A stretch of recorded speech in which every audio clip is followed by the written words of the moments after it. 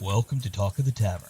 A little about us, we're your at-home interactive weekly geek con, all blended with wit, sarcasm, and a pub-like atmosphere. We're adults talking about adult topics and using adult language. We laugh and make jokes about almost everything. We don't intend to upset, but some folks have their feelings hurt easily. This is all done in humor in the style of the great offenders such as George Carlin, Red Fox, Lenny Bruce, Richard Pryor, Robin Williams, Wanda Sykes, Sam Kinison, George Lopez, Lisa Lampanelli, Chris Rock, and others. So grab your vice of choice, sit back, relax, and get ready to enjoy yourself in the company of great people, hot toddies, and guests alike, because here we come. Put that long day behind you. Good times lie ahead. With company worth keeping, that'll bash a smile on your head. Come on in, the door's open. You'll find just the finest folks here. Pull up a chair, grab a drink, and lend our stories your ear. Cause we're the talk the tavern. Here you're always welcome.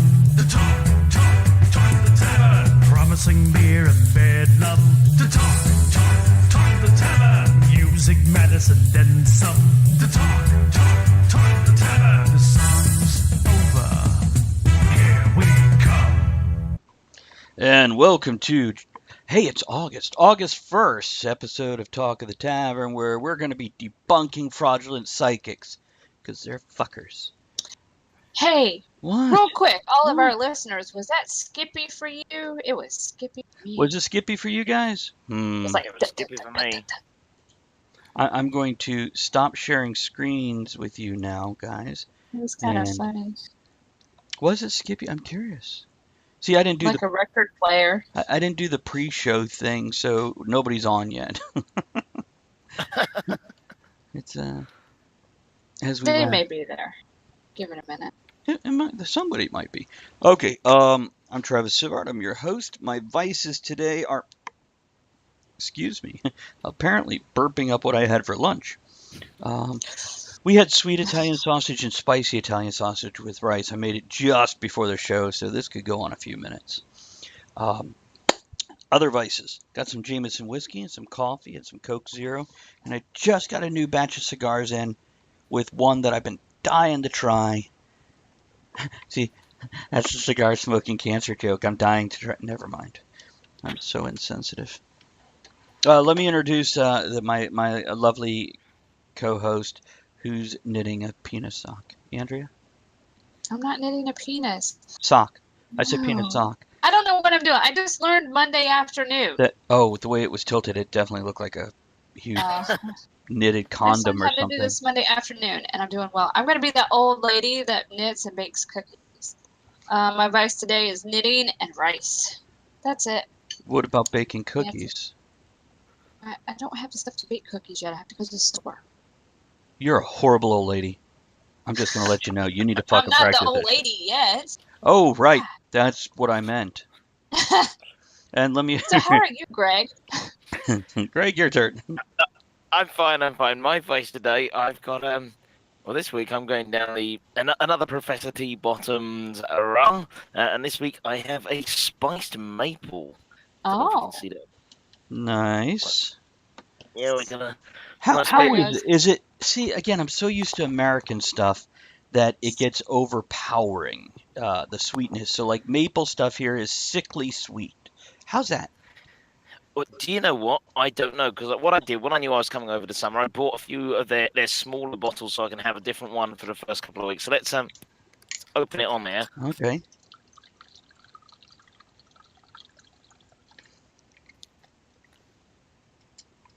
That is quite. I tell you what, you can taste the maple. I will tell you that. Is it That tastes- overpowering? It tastes like almost a slightly spicy maple syrup. oh, so now you I- need pancakes. I would say fantastic, but yeah, it takes away from the rum. Yeah, poured on on pancakes, something like that would be perfect. You know, I've had rum cake, but I've never had rum pancake. That'd be good. Oh, we need to do that. I think we're on it there. The that is what that is made for. And there you go. I have a really great maple tobacco for my pipes. It smells good. Everybody It seems smells to like love breakfast. it. It smells like And so they might go, what else you got there, Greg? What are you looking at? I'm currently popping out model sheets to make a series of miniature buildings for a test video for the last airship. I love those things. Yeah. And I can send you tutorials on how to make them, even more awesome using popsicle sticks and whatever. Yeah. Fantastic. Yeah, we're going to try and see how we work with miniatures now rather than using computer generation for this second series. Oh, It's kind of nice. classic thing, and I'm debating how critical I want to be because I don't ever want to put the thing down or any way stifle you by criticism. But yes, there was times, as anybody who's just starting out with CG, it could have been better. There's other times it looked pretty damn I good, thought it though. was fabulous. I really loved the dinosaur. I think if you take it with a campy feel, you're okay even if it doesn't look perfect. Well, here's the thing with the first series, we kind of went with CGI because we had to. We had basically no money to film the thing. We had no sets or anything. But I always wanted as much because it's a steampunk web series. We want steampunks. And one of the things about steampunks that makes them so great is making their own stuff. I mean, Right. look at us. The three of us sitting here. Two of us are currently working on our own stuff as well. And so I always wanted to have that real world feel. So now we've What do you mean proved the two? concept. I'm making a show. He was talking about you. That's all. Yeah. But yeah, it's a case of you've got videos and everything, and it went well. But I always want to take that next step, and so now I've decided the second series. We're starting to get some support on Patreon, and to do it properly. I want to make the series. By the time we get to series 2, I want it to be what I envisioned for series 1, which is use of miniatures, use of live sets, and the use of the computer generated graphics to enhance what we've got, Yes. not to replace the real world, which unfortunately is a route we had to go down financially in series 1. Yeah, well, it's understandable just between location, props, etc. What, Andrew? So where are you getting your miniature things from?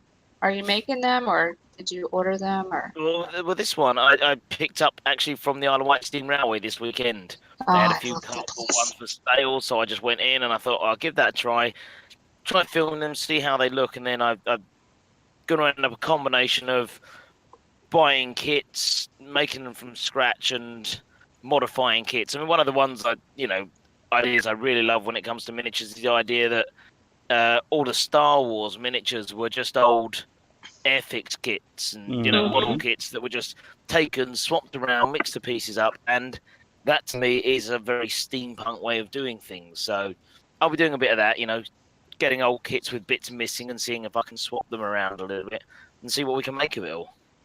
Nice. You hear that, everybody? So you can go to the website and send, get an address and send them all your miniatures, right? Yes, yeah, definitely. If people got old miniatures they're not using, send them across to us. Or, of course, just go to patreon.com/Greg Chapman and drop us some coins so we can pick up some miniatures ourselves. Actually, I'm going to plug this now, see how we get on through the next 3 hours. We are one patron off of our first goal of 10 patrons. So let's see if we can sort that out tonight. Let's fix that. There you go. And I just posted a link. I've got it up there. Hopefully I'll be doing that multiple times. Just whip that up there. By the way, I noticed somebody named Nightcaps is watching. Now, I don't normally call out lurkers and Nightcaps. You don't have to respond if you are actually watching.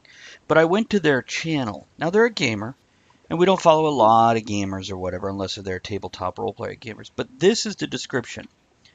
You deserve this, you hard-working SOB. Take a load off.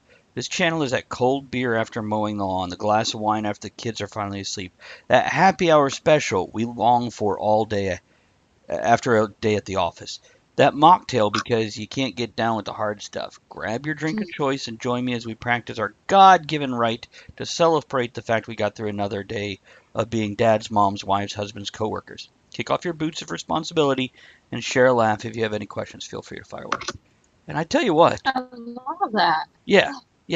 That is a brilliant description. Yeah, it's and I debated on description. Instead, I put up the image that says toast topics and tangents, horribly inappropriate, terribly fun, wit, sarcasm, public atmosphere.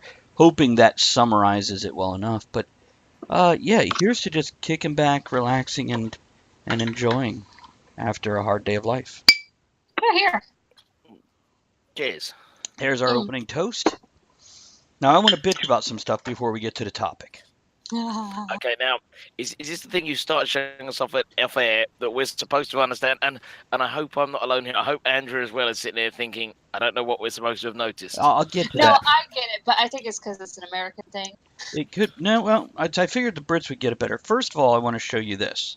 Now this is Jamin's, and give me a second. I got to show it to two different cameras I didn't here. see that today. What is that? Give me a second. Is that Take a look. dog? And then holding it up for. Hold on. Let me make sure I can see everybody else.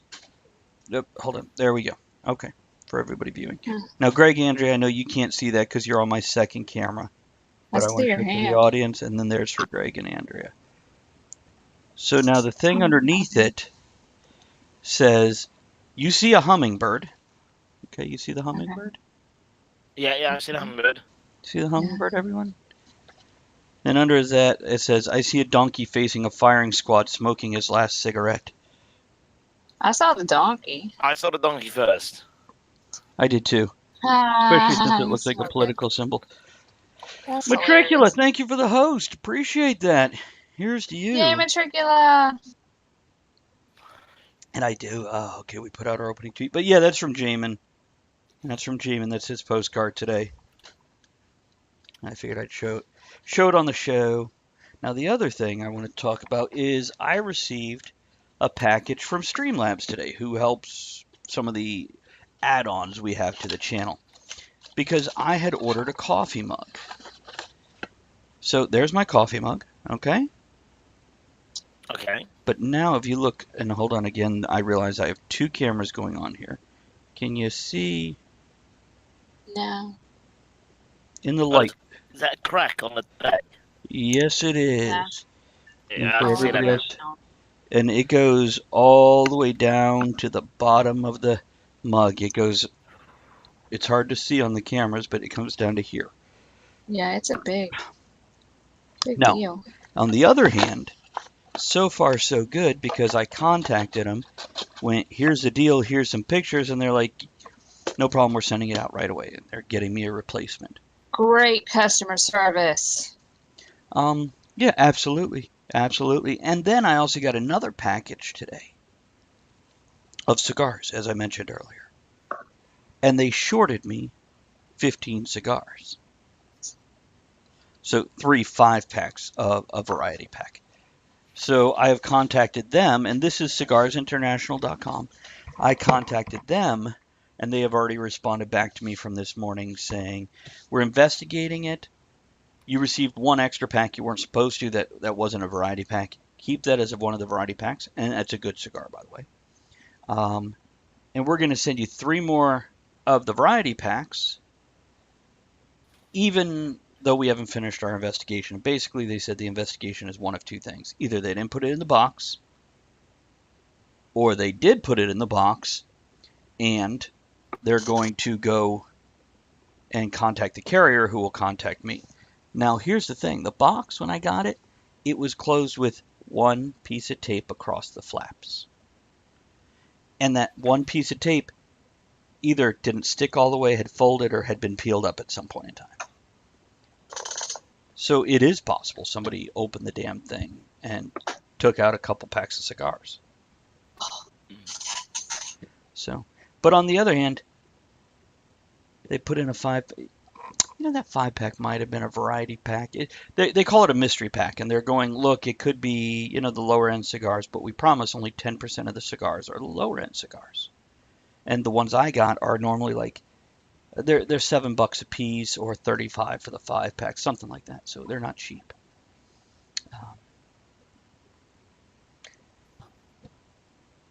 Excellent. Let's move on to something we can all talk about. So I got the local papers today.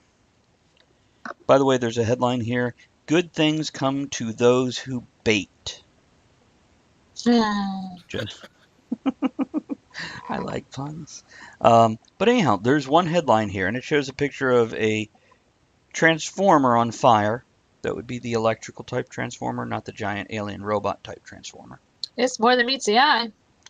And it says early morning power woes strike.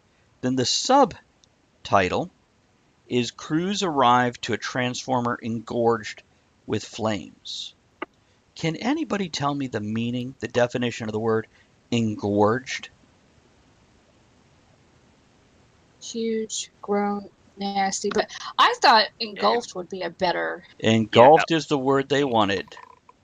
Engorged is swollen with liquid of some sort.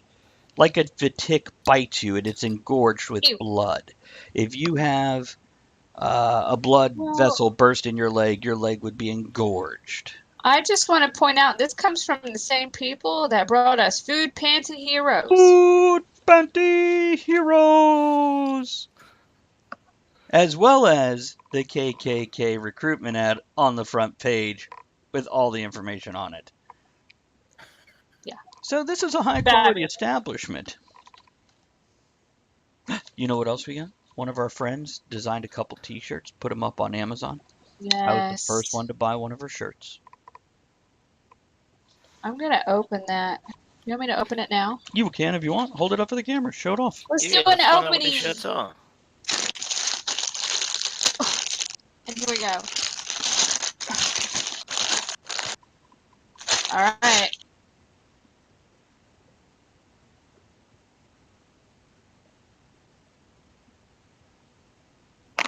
Yay! Yeah, she drew the art, and then I guess, just somehow went through. Well, kind of like Amazon will publish books or whatever. I guess they do art too, put it out on stuff. But yeah, she does art, and they're cute. That's adorable. And it's a good fall colored shirt. I like orange. My trash is overflowing. I thought the child was supposed to take it out. The child is supposed to, but it doesn't mean it happens. So did you get a building put together, Greg? No, I barely started. I'll be honest. I'm still popping bits out. I'm doing the thumb bit before the construction goes wrong at the moment. I was gonna say, did you build a city? Are you gonna pretend to be Godzilla? I've not decided. So far, I'm just building a couple of houses. I've got one short video that we've got half shot. I don't know if you guys saw the steampunk version of Taken we did. We did a parody of the No. Liam Neeson. We did the Taken the telephone scene. I did a parody version of that with Lupo on the old Victorian phone. So we're doing another one on the same vein of another film, but where I can test out whether or not these miniatures are going to do the job, or whether we're going to need to think bigger for Series 2s. Let me recommend this. Some point in time before you get rolling on filming. Elizabeth. You know Elizabeth? No, I don't know Elizabeth. Okay. The pickle lady. I don't think you've met her. I never remember who's met who. Yeah, this is what she does. She's on every Monday night on Talk of the Tavern and every Thursday night on Andrea's channel for one of the games. She's an independent filmmaker, and she has filmed miniaturization scenes.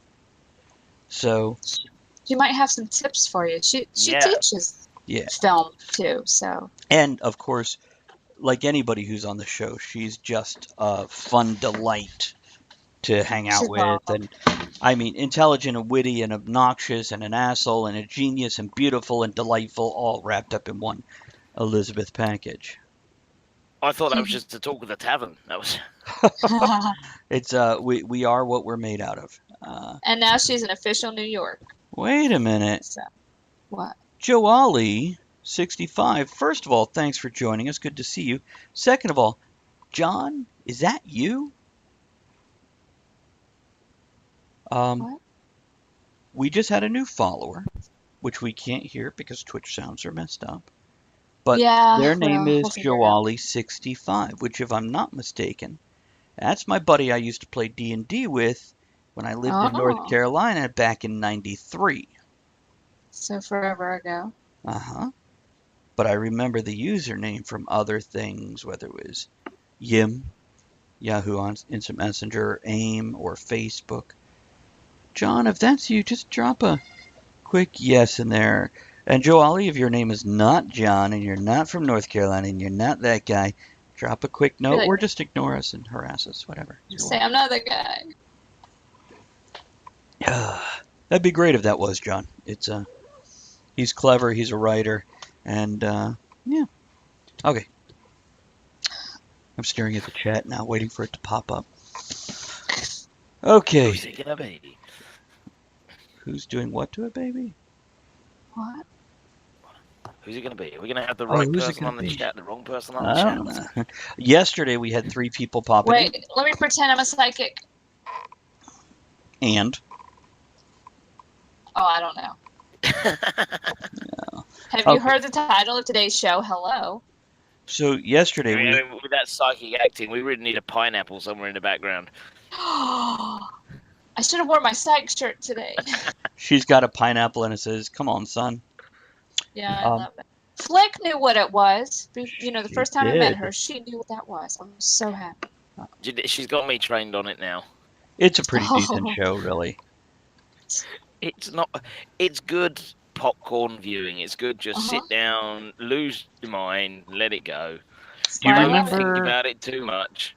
There's not enough thinky comedies out there, and it's fun to, and you felt like they had a reason to be around murders constantly happening. Unlike Murder, She Wrote, where here's this old lady that has like been within a half mile of 72 different murders in the past 6 years, and you're like, It happens.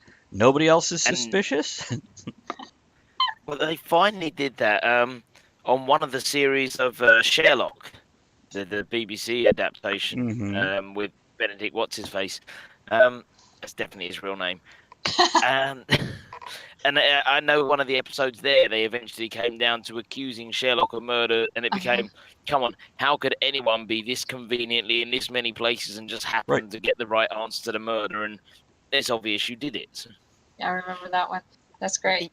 You're always just waiting with these murder programs for that person to be the murderer. They have to sooner or later. It's I don't care what anybody else thinks of Stephen Moffat. Between Coupling and Sherlock, Love Coupling. I love Stephen Moffat. Now, Doctor Who, it depends on a lot of different factors. I don't just love it or just not love it. Some episodes are good, some are bad. Depends on the doctor, depends on the writer, depends on the director. But yeah, generally.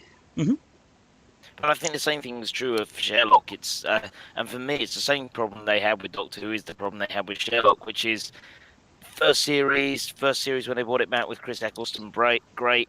Then they had David Tennant, and they did some clever stuff with him. Same thing with Sherlock, first series brilliant, second series, and then both of them they then tried to be a little bit too clever. And when I sit down for the evening, I don't want to be. I want to be made to think, but I don't want to have to remember the entire series and all these nuances of what's going on in an entire series when it's a Sunday night viewing program on BBC. One second, Greg. That's what I want. Aiden, what were we talking about earlier where I said people don't want the TV show to be too much smarter than they are? Do you remember me saying that to you? Yeah. Do you remember what... Was it Sherlock Holmes 2 days ago? Okay, we were talking about the movies, but I said the same thing. Night. Yeah. Yeah, that it's great to be clever, but you can't be too much more clever than you make your audience feel like idiots, and nobody wants that. But you also don't want the audience having to spend a lot of time thinking ahead. Now, what the Doctor Who, spoiler alert for the Christopher Eccleston series of Doctor Who, what they did that was brilliant was when they got to the end, they had this big reveal about the bad wolf, the words being blown back in time, and you could go, oh gosh, they've been so much cleverer than us, I get it now. And it's something that's instant. As soon as they say, look, this is how clever we've been, oh, I've got it. Whereas I think one of the episodes of Matt Smith, and I got to the end, they went, here's the big reveal, and I went, got no idea what's going on. I still don't know what's happening. It's and it's I don't watch It's not a program I watch religiously, and I understand there's a fan base that will watch it religiously and will pick up all the nuances and ask all the questions and really. But the vast majority of people watching that program, we want to see Doctor Who get in a state and get out of it again and Have you watched move on. Dirk Gently's Holistic I was Detective getting ready to say Agency? that. Oh, now that. Fun and clever. And when you go rewatch it, like I recently rewatched, what did I rewatch with Aiden he had never seen? But it had all those clues laid out in a row. And when you're rewatching it, you're like, I feel like I'm brilliant because I see all this. But I love Dirk Gently. yeah, Dirk God. Gently is good. I was very, and again, that's another thing with sort of the next Netflix thing, because that came out on Netflix. I assume we're talking about the most recent version of Dirk Gently, sort of 10-parters that all just get very confusing. Correct. The thing about that is with binge watching now, that I could do, because me and Flick watched that, and we watched 2 episodes a night for 5 nights. Right. We could hold it all in our head. That was the only thing we were watching. If you're still traditional TV and you're coming out on a Saturday night, I've got a week from one episode to the next. It's 7 weeks.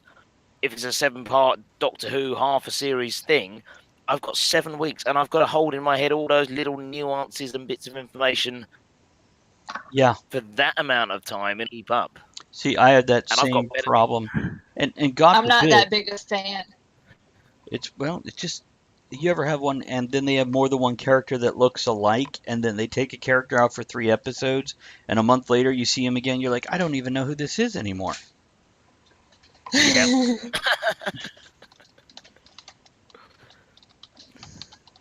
Give me a second. I'm sharing the thing on everybody that's watching. Feel free to go below the screen, and you're going to see a share button, and you can share it on Facebook, Twitter, VK.com, or other things. So feel free to do that, Toast. And if you are new to Twitch, make sure you verify your email. If you're unable to chat in the chat box, follow the channel.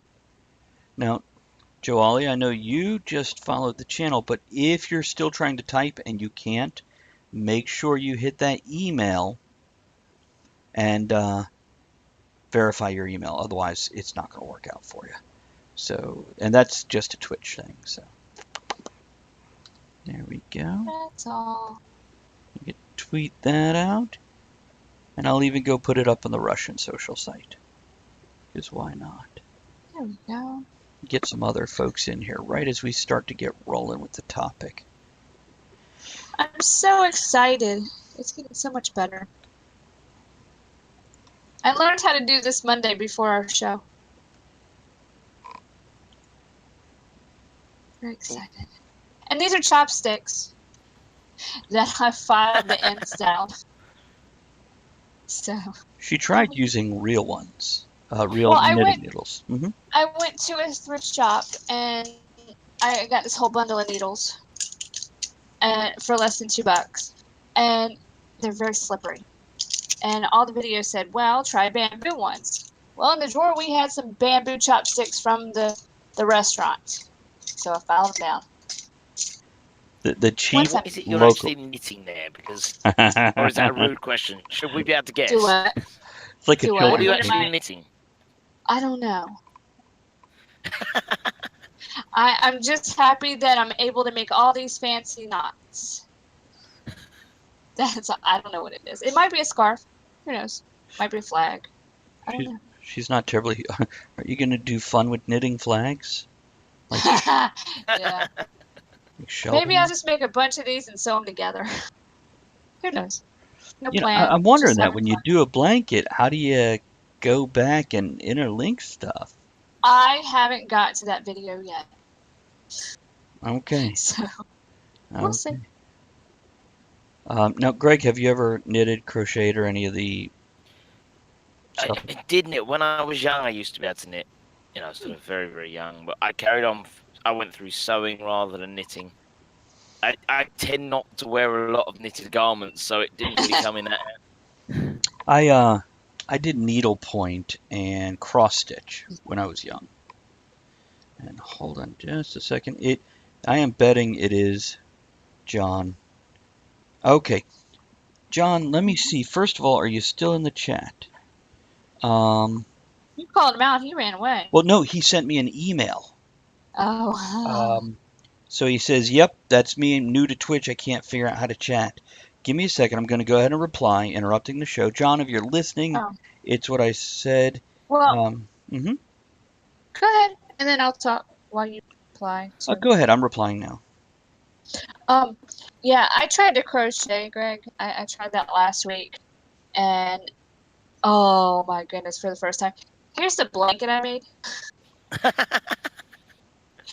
I was so A frustrated. small mouse. It's... I put it on the cat. The cat don't care, but I'm like, these are what I've done, and it was so frustrating. I'm not good at crocheting, so I'm like, all right, let me try knitting. Can't get any worse. So much easier because my fingers don't work very well. So yeah. That's dirty. Okay, there we go. And John, as I said, if you're still listening and I'm just not seeing you, because if you're off the tab, it might not show you. First of all, verify your email address. Twitch, when you signed up for an account, sent you a verification email. You got to go verify your email address. Second, you've already followed the channel, but that would normally be second. And then after that, it can make a difference whether you're using the app on your phone or if you're on your computer directly on the website. But yeah, feel Main free. thing is verify your email. Yeah, verify your Because email. I had trouble for a while. And you're not the only one, John. If you're listening right now, there are plenty of other people that have gone through the same issue. But because I know you, I'll stop the show and talk you through it. And I think I'm going to pick out a cigar now, too. And open if my anyone else is trying to do it, then just try it at the same time. We'll do this once for everybody. Even though these are specifically instructions for John, you are allowed to listen if you're struggling as well. I really feel like you're pushing it. In a minute. I don't know about this shit. Pushy. So, what's your projected? When are you going to start filming your next airship? Well, we're going to film some shorts over the next few months. Filming a series 2 is probably going to be spring 2019. Okay. So we're going to hold load of shorts. Well, the official filming. Between now and then, we've got various side projects we want to film, but also we're going to start to pick up a whole load of footage at various events and things. There's, for example, the band that plays our title music, the fantastic Kiss Like Ether guys. We're going to try and find an event where they're playing because we want a scene in the film where they're brought into the world of The Last Airship at an event as they're a band playing. So we're going to start on. We're going to start to kind of do things in reverse. We're going to shoot the B-roll and pickups first, and then we're going to shoot the main photography afterwards, just purely because of timing issues. That's awesome. I like it. I like it. And I mean, also it depends. As I've said on our Patreon page, I've done a big update on that recently because for those people who don't know how Patreon works, you can set yourself a goal, but you can either set yourself a goal based on a certain amount of money or a number of people that are supporting you. And I had all these goals set up on how much money we were making. When we make this much money a month, I'll start pre-production on series 2. And when we make this much money, and I'm sitting there thinking, well, hang on, I've already started pre-production on series 2. I'm already planning what we need. I'm starting work on the models. I'm doing all this stuff. There's these goals. So now I have to number of patrons as goals. And I've kind of just said, look, we're going to make the series. We've got all these things we need. We want sets, we want models, we want everything else. So the more money we get, the quicker we can make it, basically is how it's going to work. But it will get made over a period of time. Well, something else, and by the way, I switched over from a dollar amount to number of patrons also. With a lot of these services, and Patreon in specific, the more people supporting you, even for $1, the more attention you get through their algorithm. Now, this works out across the board. If people show up to Greg or my Patreon and they see we've got 2 people, they're like, whatever. But if they go in there and they see we have 20 people or 200 people, they're like, oh, so these people are doing something. Speaking of Patreon, what is your Patreon page, Greg? Patreon.com/Greg Chapman. It's nice and simple. Oh, It's still I can there you still go. see it in the chat, so you can still click on that. Okay. And what you say about that, it's true in sort of so many walks of life. On the most basic level, when I'm doing a show, and it's not a theatre show, it's a street style show. Like today, I was at Sugley Castle up in Gloucestershire, here in England, and when I go out and I go into the field and I've got my stage strike set up and everything, and it's time to start the show, the hardest thing for a performer to do is to get the first family to sit down to watch. Once you've got the first family sat down to watch, another family joins. Once they've joined, the next one joins. Now, when you say Yeah. first family, you mean like the president, the first lady, and his family? Oh, no. He's incredibly easy to get to watch. You just need a little puppet, a couple of bright lights, and he's satisfied. He's sat watching it for hours. He's an easy one. I apologize. No. I'm sorry to all of our American listeners. No, hang on. I'm sorry for all of our American listeners. That's what you've got. But yeah, it's the same thing with anything else. Patreon. It's the same thing if you look at Facebook page or anything else. It's people want to know something is doing well Before they they'll do it. put their Yeah. bit in it as well. If you see something's only got 2 patrons and you think, oh well, they've not got a lot of support, my money's not going to make a lot of difference, it's not, and it's that initial boost that picks it up and gets going. When we did the initial first series of the Last Airship, and we did the crowdfunding to get a whole load of equipment, we actually made about half as much again after we'd reached our goal as we did before we reached our goal, because as soon as more and more people started putting in, it started to come quite quickly. And as we got towards the end and everyone sort of went, yeah, there you go, let's get you to the goal, suddenly people were like, oh, they've made their goal, now we'll put some money in. Yeah. Weird, isn't it? But it's true. It also goes through the same thing of this is finicky. I have not found a good pattern for this yet. Maybe I do need to open a curtain. It's suddenly dark in here. When people, it's the pricing of things. If you price something too cheap, nobody wants to buy it, even though it's a decent product. And the same thing goes when setting your crowdfunding goals. If you set it too low, nobody wants to support it because they're like, what the hell can they do with that amount? They can't do anything. I'm wasting my money.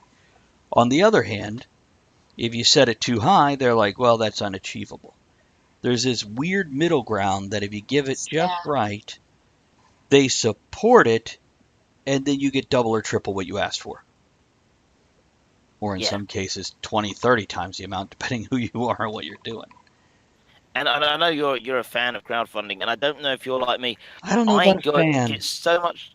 I get so much enjoyment out of working with, sort of that whole side of the crowdfunding thing where you've done it, people have put money in, but then the actual giving back, the writing the updates, letting people know what's going on, how's it going, making sure you sort out the perk.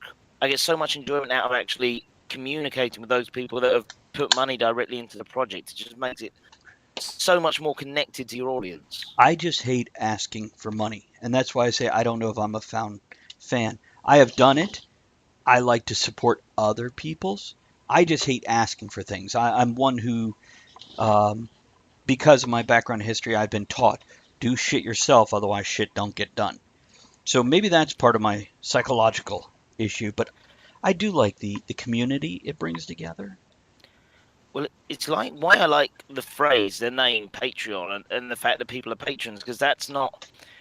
We are artists, whatever our particular art is, be that, making the videos, making this podcast, writing the books. I will have the argument over whether or not I can count juggling as an art form. That's an entirely different thing. But it's a form of entertainment at minimum. Exactly. And if people are being entertained and they want to help out, then right. That's where I like Patreon, because patronage has always been what's kept the arts moving, and that's fine. I'm with you. There are certain things you just don't want to go, I need to crowdfund for this now. I want to crowdfund. It's a different thing if you're putting. I was actually asked by someone today, and they just do live shows the same as I do my live shows, and they were saying, well, do you reckon I could set up a Patreon account to get people to help me with my live shows. And I kind of said, well, you could, but the thing is, what people get when they put into my Patreon account is they are getting a free web series. They can get it whether or not they put money in. They know that's what they're helping. It's something that goes out free. I don't make any direct money from it. If they want to see it, somebody has to help support that. And it's the same thing with the Talk of the Tavern Patreon. You know, nobody's making a fortune out of this Talk of the Tavern podcast videos, but if people enjoy it and they want to support it, then it's a great way for people to help the arts in their own way as well. I have a question. Your $25 level where you get a postcard, but it also says a pin badge. What is a pin badge? A badge with a pin. There's some confusion. I found there seems to be some confusion with people between the idea of a badge with a pin and a sticker. Some people seem to get the two slightly confused. A couple of Patreon things I saw, people were complaining because they'd been told they were getting a badge at this letter, and what they got was a sticker, which I don't understand at all. Whereas a badge, you know, it's got a pin, and you can pin it to your clothes, you can wear it as you wish. Okay, and you're saying one of a maximum, so you're making 100 each month maximum, and so you have that tier capped out with a maximum of 100 people can be part of that tier. That's right, yeah. Okay. So we'll make 100 of each badge as we go along, and if people get that, they get one of these unique-ish badges. There you go. So it's actually a pin. Yes, yeah. Okay. A badge with a pin on the back. See, that's something else you might want to clarify is a physical pin, because so many people use, like Twitch, you get badges next to your name. With, you know, if you're a supporter, you get a badge, and they're sending out these electronic things, which people love, but as somebody who has dealt with so many physical things, I'm confused of the value, which I shouldn't be. I should totally support it so I can give out a badge online. Go ahead. Actually, that's just speaking of confused by the value. This is something not necessarily for this episode. We're going to talk about psychics sooner or later, but I do want to talk to you two about playing video games online, because one of the other podcasts I do a lot on is my Condensed History Gems podcast, right? And the guy I do that with, Jem Deducci, he has his own podcast called Neon, and he picks apart the history behind popular culture. Oh. And I've been binge listening to his podcast, catching up, because he's a friend and I'd forgotten to listen to his podcast.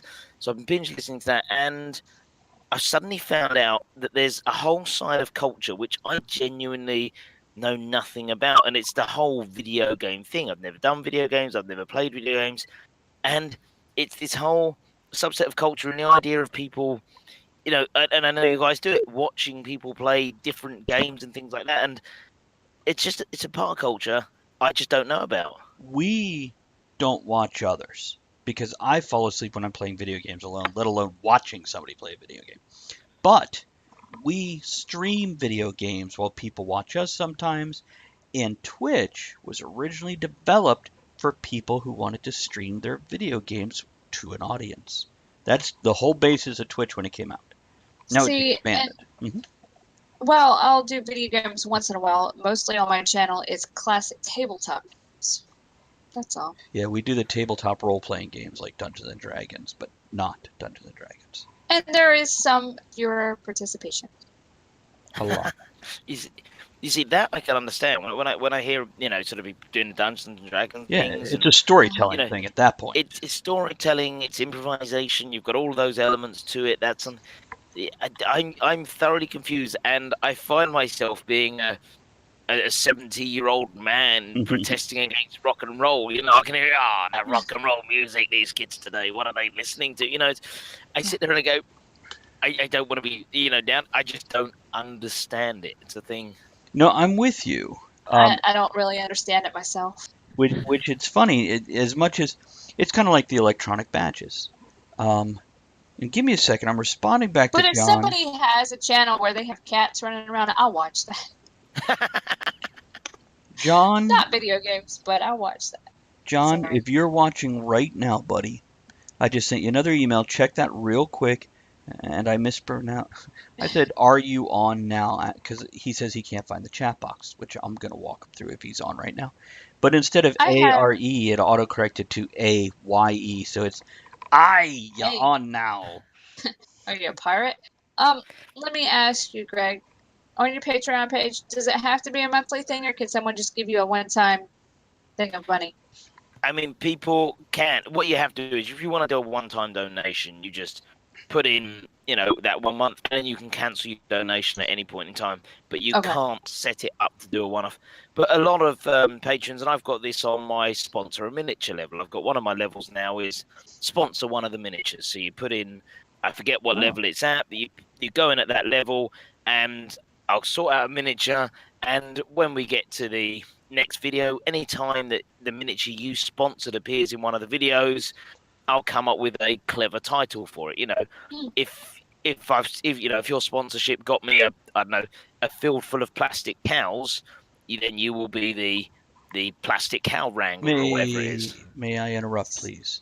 Okay, Um, John, since you're listening right now, in the upper right-hand corner of your computer screen, when you're looking at the Twitch screen, you should see a green box that says gift a sub. Immediately to the right of that is an arrow, like, that you could click on to open up a side panel.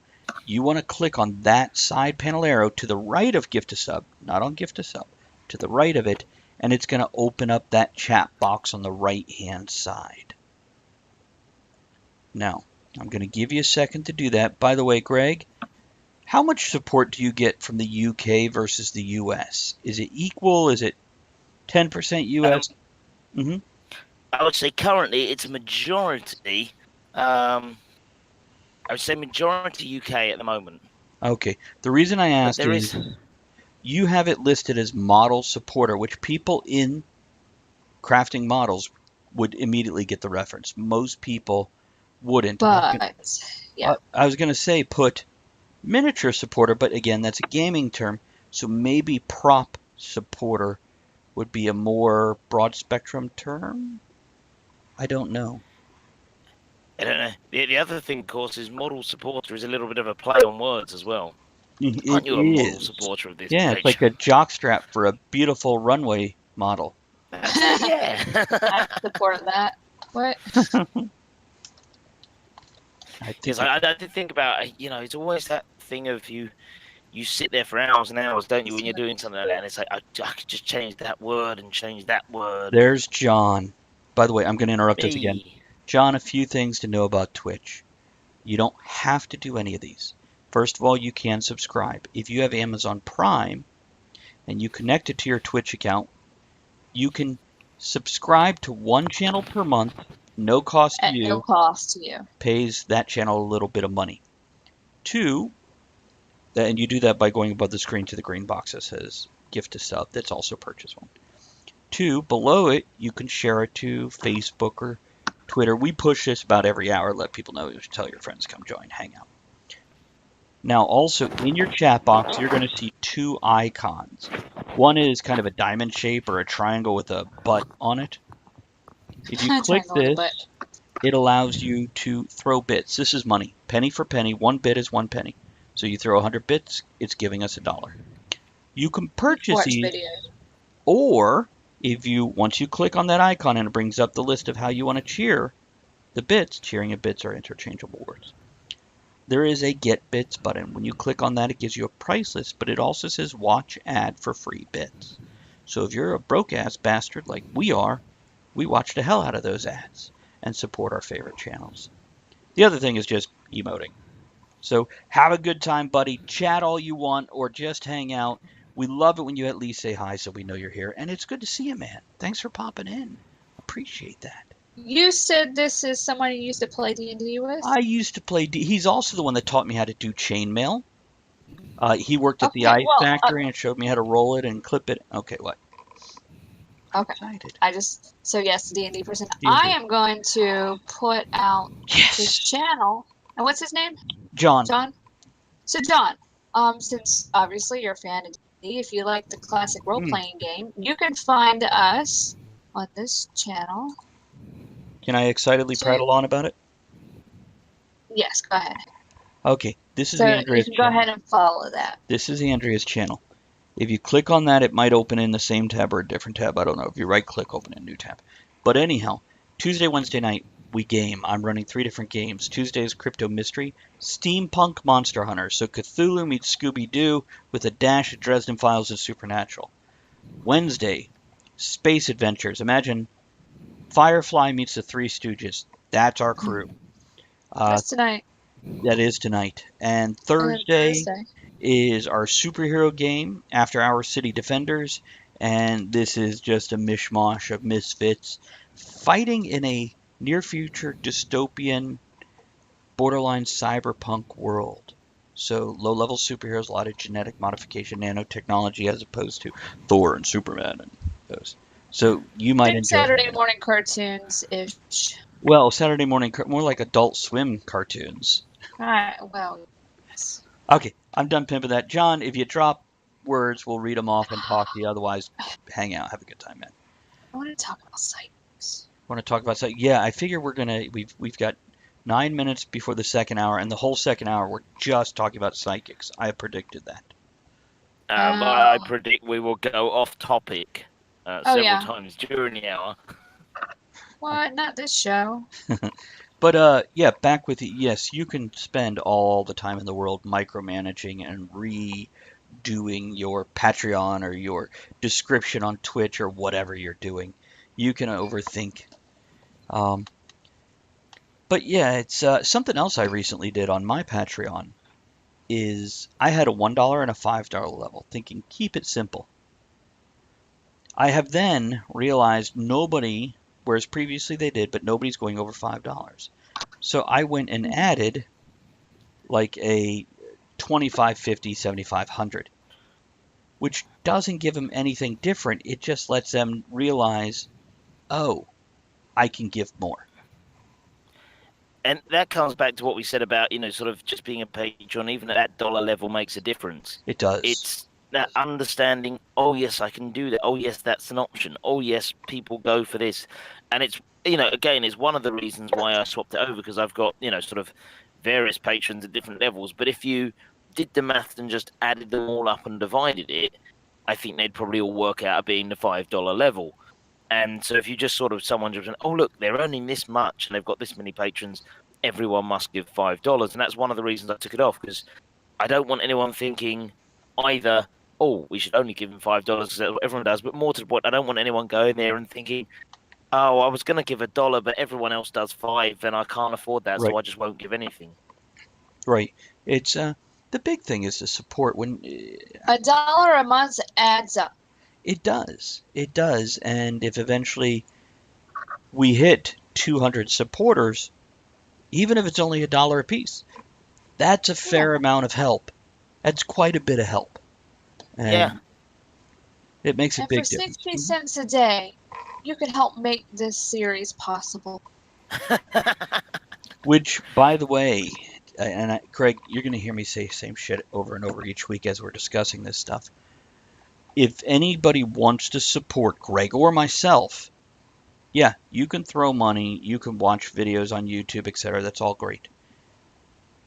Penny for penny, the way we get the most money is, first of all, for Greg and I together, Patreon. They only keep like 6 to 8%, which is hugely less than most other people. That's keep really 30%. good. Yeah. The other thing is, if you go down below and you click on Tip Your Tavern, that is done straight through Streamlabs. They don't keep a single penny of it. I get every cent of that.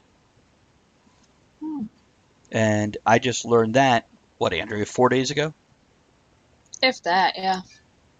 Oh, and then, yeah, I do have the merchandise too, which the merchandise is more for fun. I don't actually push that to make money. I make a couple bucks per item, but I push that just because it's amusing me, and I got a coffee cup that's broken. Which I think what we'll do, Andrea... Oh, go ahead, Greg. I was just going to say, so when you say about merchandise being amusing, I'm the same as you. We got the Last Airship merchandise page. Right. If I was turning over, 100 units a day, I'd be loaded. But when I'm selling a couple of T-shirts a month, it's not going to make me any money. And yet, when I was at the Crew Steampunk Festival this year, and somebody walked over to me wearing their Last Airship T-shirt, it's just one of the, you just go, that's amazing. This person has come out to support the Last Airship. They're here. They've bought their T-shirt they're wearing, and It's that makes a great. huge amount of difference. Just knowing people are supporting it. Here's what I'd love to do, because we were talking about your miniatures or your models. I would love a talk of the tavern. Oh, that'd be fantastic. Just a little sign hanging outside of one of your miniatures. That's all.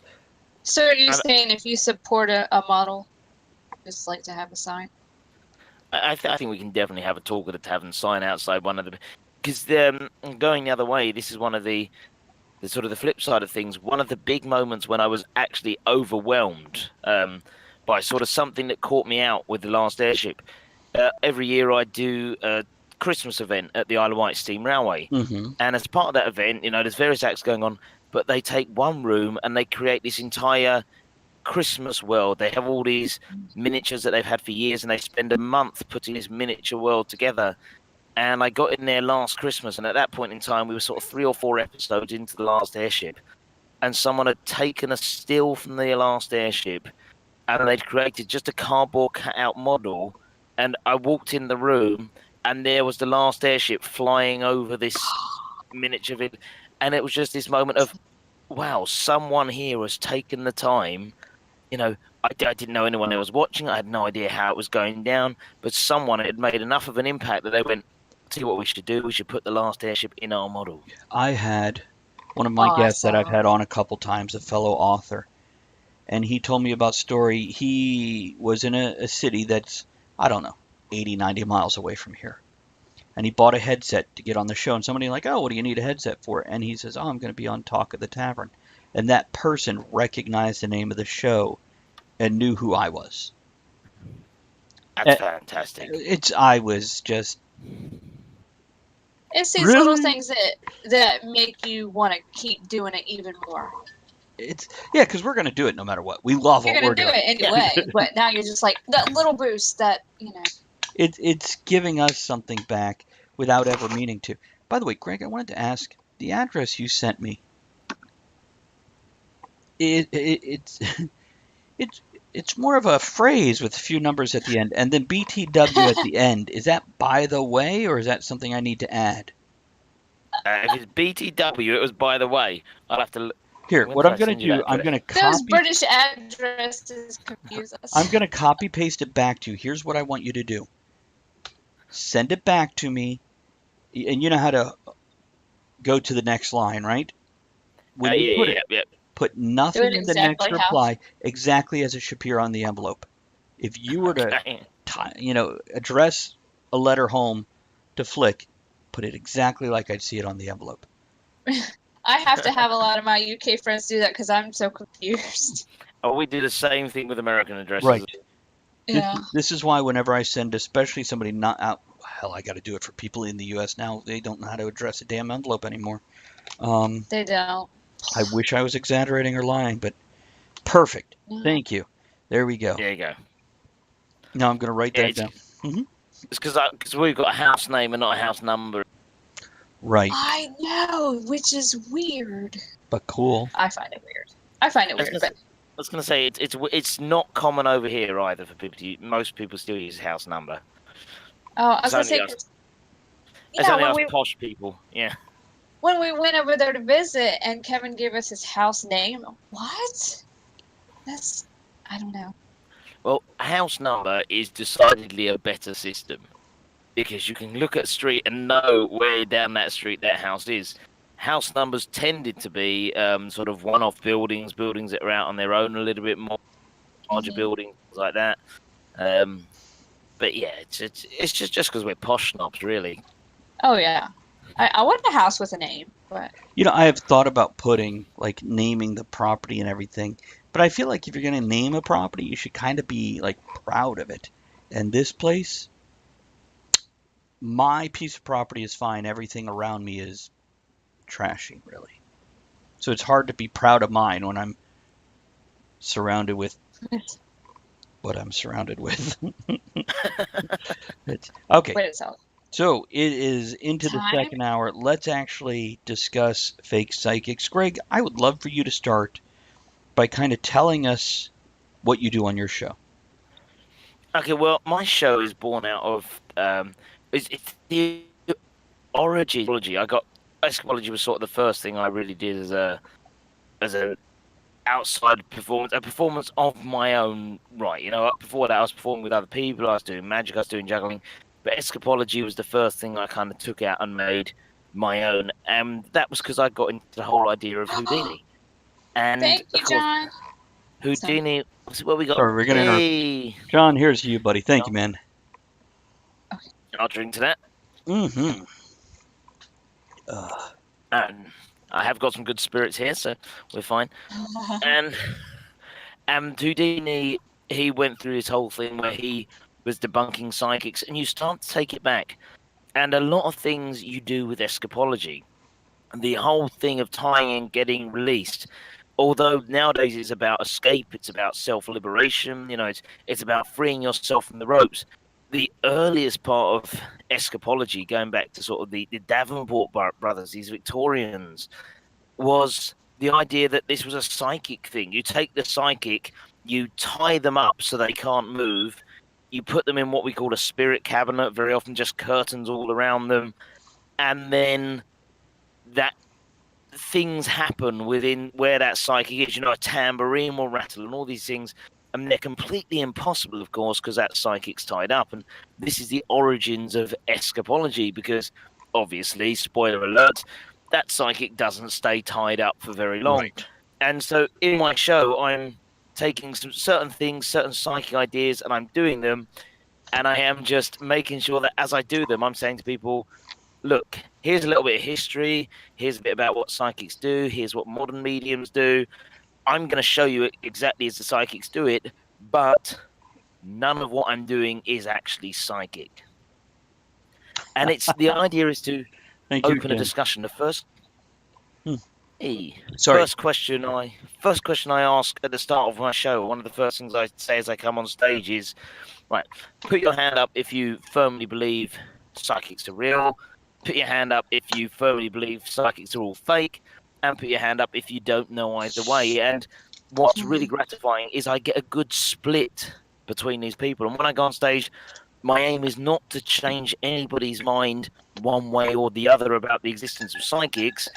It's to warn them, and here's the important word that we use, is to warn them that there are, whether or not you believe psychic powers are real in the first place, we certainly know there definitely are frauds who are faking psychic powers. That's correct. That's correct. I had a buddy who I met when I was 17, I guess, and I knew him up to his death. And he actually worked in the magic field. He invented the crushing beer can, and he was actually advisor to not Chris Blaine. Who's the asshole in Vegas? That was really Chris big? Angel? Chris Angel. He was actually an advisor on the Chris Angel show. John, good to I see wonder you. who that was. Hey, John. Other Uh, John. But Anyone who can go with who is that asshole in Vegas and give you the right answer, now that is psychic. That is. I got a new lighter.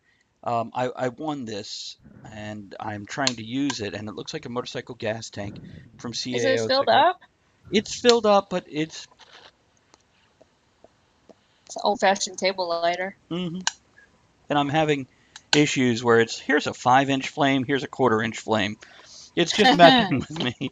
But anyhow, he always had this great thing,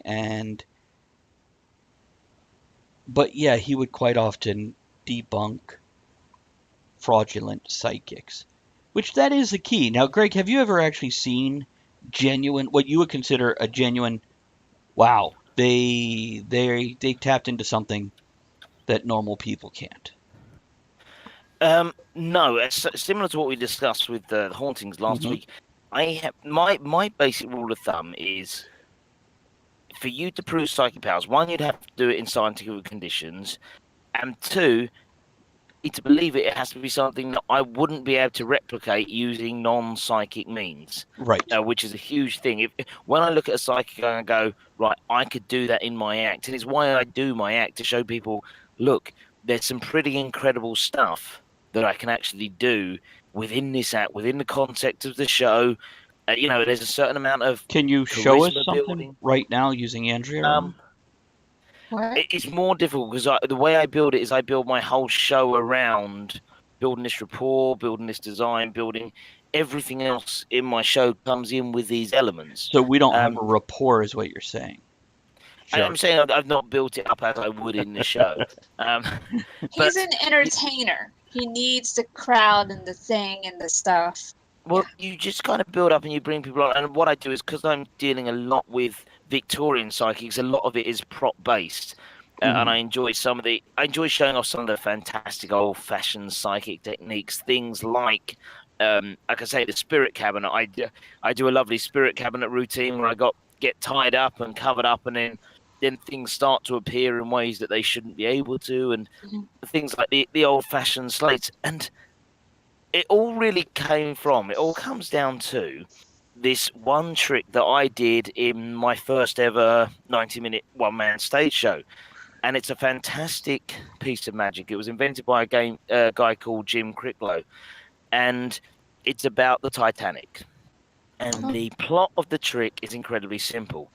Bring two people up on stage, sit them either side of a table.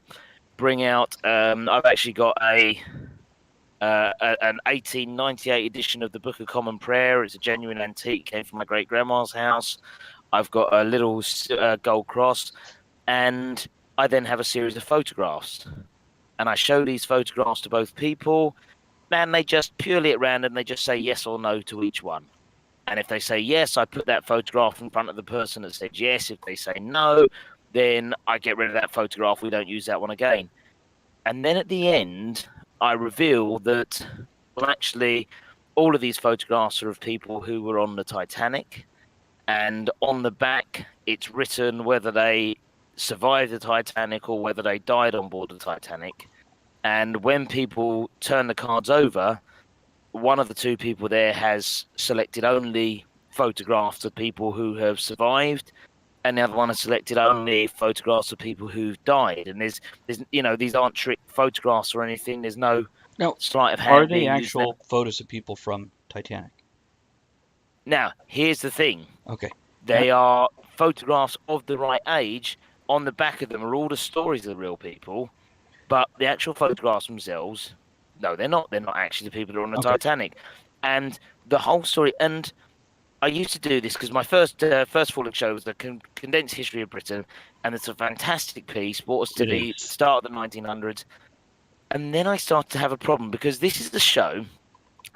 Just to take you through some of the things I did in that show, I shoved a sword through somebody's neck. At the end of the first half, start of the first half, I had somebody think of a 4-digit number. And at the end of the first half, I had a plasticine model of Charles I.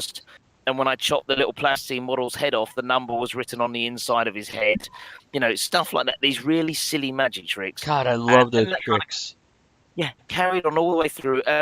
Second act, I did one of my escapes. I get locked in a sack and I get beaten with a foam pool noodle thing while I'm in the sack trying to escape. It's this hugely silly show. And then every single show I did for the first 4 or 5, I would have somebody come up to me at the end and say, "So, the Titanic piece, does it always work like that? Do you think it's sort of something in the? Is it some sort of suggestion, or is it? Do you think it really is psychic, or is it just chance? And I came to realize that even in context of this whole silly show with all the stupid magic, and so these days, what I actually do is I will tend to do a silly magic trick straight afterwards, or I'll do the Titanic piece and I'll say, now remember the person that did that just stuck a sword through somebody's head. But it shows how willing people are. If you put it in context, you put a big story, you get a big enough tragedy as the background for a trick, and that is a trick presented in a silly setting, then straight away you're in this world where people want to believe. And so if you take it out of that silly setting, you dress it up, you call yourself a psychic, you're communicating with people that these people actually know and they want to believe, you can see how quickly and how easy it is for people to be taken in by this. Now, let me ask you this. How Here's the bottom line. I don't want to spoil your tricks. I don't want to ask you to reveal how you do them unless if you want that sort of thing. So I'm leaning away from that, but let me know ahead of time. That way I don't ask the wrong questions where you have to go, Travis, I don't want to tell that. Where are we going with this? Because we're talking about debunking fake psychics, so I'm looking to reveal how certain things are done. Which, by the way, for other Now, people, the Titanic trick is no different from guessing the right card or the number inside the head, where a magician has the card in your back pocket with his signature on it or whatever. It's a great trick. it's a trick, and that's all it is. Where I am is something like that. That is somebody else's proprietary trick, so I'd never reveal on air how that particular trick is done. Okay. However, as we go along, if we're kind of talking about, I'm not a member of the Magic Circle precisely because I believe that we should be allowed to give away certain secrets. And as we go along, if we come up with Victorian psychic stuff that it makes sense to reveal, then I will reveal that. I mean, here's a fantastic one. People can try at home, and this is something that was genuinely done. You've heard of spirit writing, have you? Yes. Spirit writing. So this is the idea that somebody closes their eyes and the spirits talk through them. One of the most famous spirit writers, just to take us off on a slight tangent, was the wife of Sir Arthur Conan Doyle, who famously did spirit writing. She'd hold a pen and the spirits would go through her and they'd write letters. And she actually did some spirit writing for Houdini. Houdini and Doyle, they had this strange friendship / enmity that kind of went all over the place and is nothing like it's pictured in the current TV series, but is fascinating. And Doyle's wife, and just to give you an idea of this, she got this message from Harry Houdini's mother, and the message began, the first 3 things on that piece of paper when she took this psychic message for Harry Houdini was there was a cross at the top of the paper, and then it just said the words, "Dear Harry." Okay, so that's the first thing she wrote. Couple of things about that. One, Harry's mother was Jewish. There's no way on earth she'd start a message by putting a Christian cross at the top of the sheet of paper. Secondly, she had said, "Dear Harry." She never actually spoke a word of English. And finally, she never addressed Harry as Harry. She always used his real name, Eric. So, and also in an entire letter, she never mentioned that it was Harry's birthday, a piece of information that his mother would have had.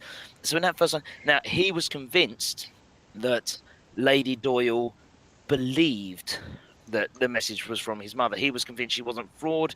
It was she'd fooled herself, and that's an entirely different question that we can go into a bit later if you want, about whether it matters whether somebody knows. But if you want to try this out with That's a an friend interesting you're question feeling like right you want there. to Does somebody Oh, it know is. that they're fraudulent? Or and do that's they? and does it matter? Yeah, That's the yeah. thing. If The thought that somebody's counts type thing. but if you want to have a bit of fun with someone, all you do is get your non-dominant hand and scribble a note. Okay, just scribble a message. I actually do this, and I'll scribble a message, and I'll write the name of a card in there somewhere. Name of but all a playing scrawls. card. Name of a playing card. You can do anything you like. Scroll in the middle. Then what you do is you put that on the second page of a notebook, and you get one of your friends and you explain to them a little bit about spirit writing. You say, it's an ancient Victorian thing. Would they like to give it a go? And you get out this notebook and you show them that the top page is blank, and you put it down next to them, and you say, well, for it to work, you mustn't have any control over your hands. So just close your eyes. You get that person to close their eyes, and then once they've got their eyes closed, you can turn over that top page to reveal your writing, and then all you need to do is give them a pen with no ink in it. Let them sit there for a minute, keep talking to them so they're distracted, let their hand move across that piece of paper, wait until they've finished, tell them to have a look at what they've written, see if they can decipher anything. You mustn't make the writing too clear. See if they can decipher it. Let them go through that scrawl. And what I do, obviously, in the show is before that, I've had them pick a card. Mm-hmm. I'll be completely honest. I may have decided which card they're going to pick before they start. I have them pick a card, and then when they go through this spirit writing, they've subliminally written the name of their card on this piece of paper without knowing what their card is in advance. And then, I mean, I do the kicker of that. I also do spirit slates at the same time, which is where you get a couple of school slates, old chalkboard slates, blank, show them blank, get the person to hold them, and at the end they open those up, and they also have the name of the card written on them in ghostly chalk. So there's a lot of elements to it, but that's an idea of how simple it is, and you can blow people's minds with that. And you can present that purely as a magic trick about subliminal messaging and it being in their mind and everything else. But if you do that same sort of thing and you tell people that there are ghosts or anything else like that involved, well, then you're taking things to a different level entirely. Right. It's and by the way, anybody who's curious how that's done, I'm not going to spoil it, but this is something you could go to a library and pick up a book on basic magic, and they'll tell you how to push a card or force a card. I think that's the proper terminology. Force a card, yeah. I mean, there are umpteen hundred methods. I mean, the very, very simplest method, of course, is, and you can do this, just go and buy a deck that's all got the same card in it. I can guarantee you no one checks a deck of art. Now, I don't do that method because I am a magician and there'll always be some smart aleck that grabs a deck out of your hand and has a look. But if you're just doing that with your friends, they'll be so blown away by the spirit writing, they'll never bother to check the deck of cards. That's true. It's one of my favourite things. You know what might be fun is get a deck of all the same card with one different card in it, so when that person snatches the deck away, it's all a different card.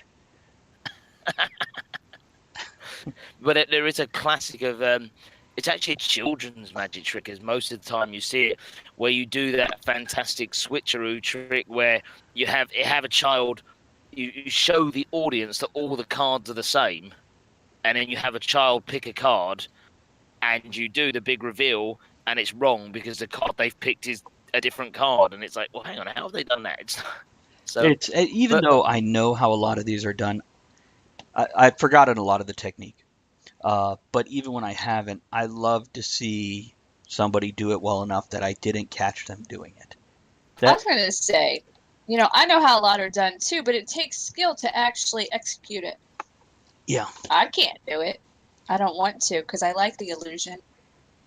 It's some of the oldest tricks, we all know kind of how they're done. And one of my favourite things about my favourite magicians in the world are Penn and Teller, the Vegas magicians. Oh, yeah. Fantastic guys. One of their worst guarded secrets in the world is the Three of Clubs. You'll see Penn and Teller do magic tricks. You'll see them appear on all sorts of American television programs on their stage show. And they have a basic rule where if they're forcing a card, it's the Three of Clubs. And that lets their audience know, if you're a fan of theirs, if you see them on a show and you see the host pick the Three of Clubs, they've told you they've forced the card. Now, sometimes that is the answer to the whole trick. Sometimes the trick is still incredibly clever, regardless whether or not you know that. But they're prepared to give that little insight. They say, right, to our fans, here's a little nod. This is part of how that trick is done. That's beautiful. Yeah, I love that audacity of just going, yeah, we don't mind you knowing it. Okay, so let's get more specific here. How do we debunk fraudulent psychics? What are we looking for? What are we doing? Okay, well, first things first. Let's talk about. Have you seen this big film, The Greatest Showman? Yes, enjoyed it. We have it. I haven't seen it yet. I'm going to go and see it in a couple of weeks' time. But I had someone do a dance from it at our wedding and all sorts. For some reason, people associate it with me. That's me, Greatest Showman. But it's about P.T. Barnum. And one of P.T. Barnum's important... John asked, a different John. This is John of Jersey Cards and Comics up here. Rifles? Now, you're talking about rifling a deck? Or are you talking about a gun? He'll let us know in a moment. I'll interrupt in a second when he responds. But, okay, so... It's about P.T. Barnum. By the way, with P.T. Barnum. And are you still there, Greg, or did you freeze up? I think he may have froze up. Give him just a second. We'll see if we can't get him back in. He's just staring very intently. Uh-huh. He's amazed by John's typing. What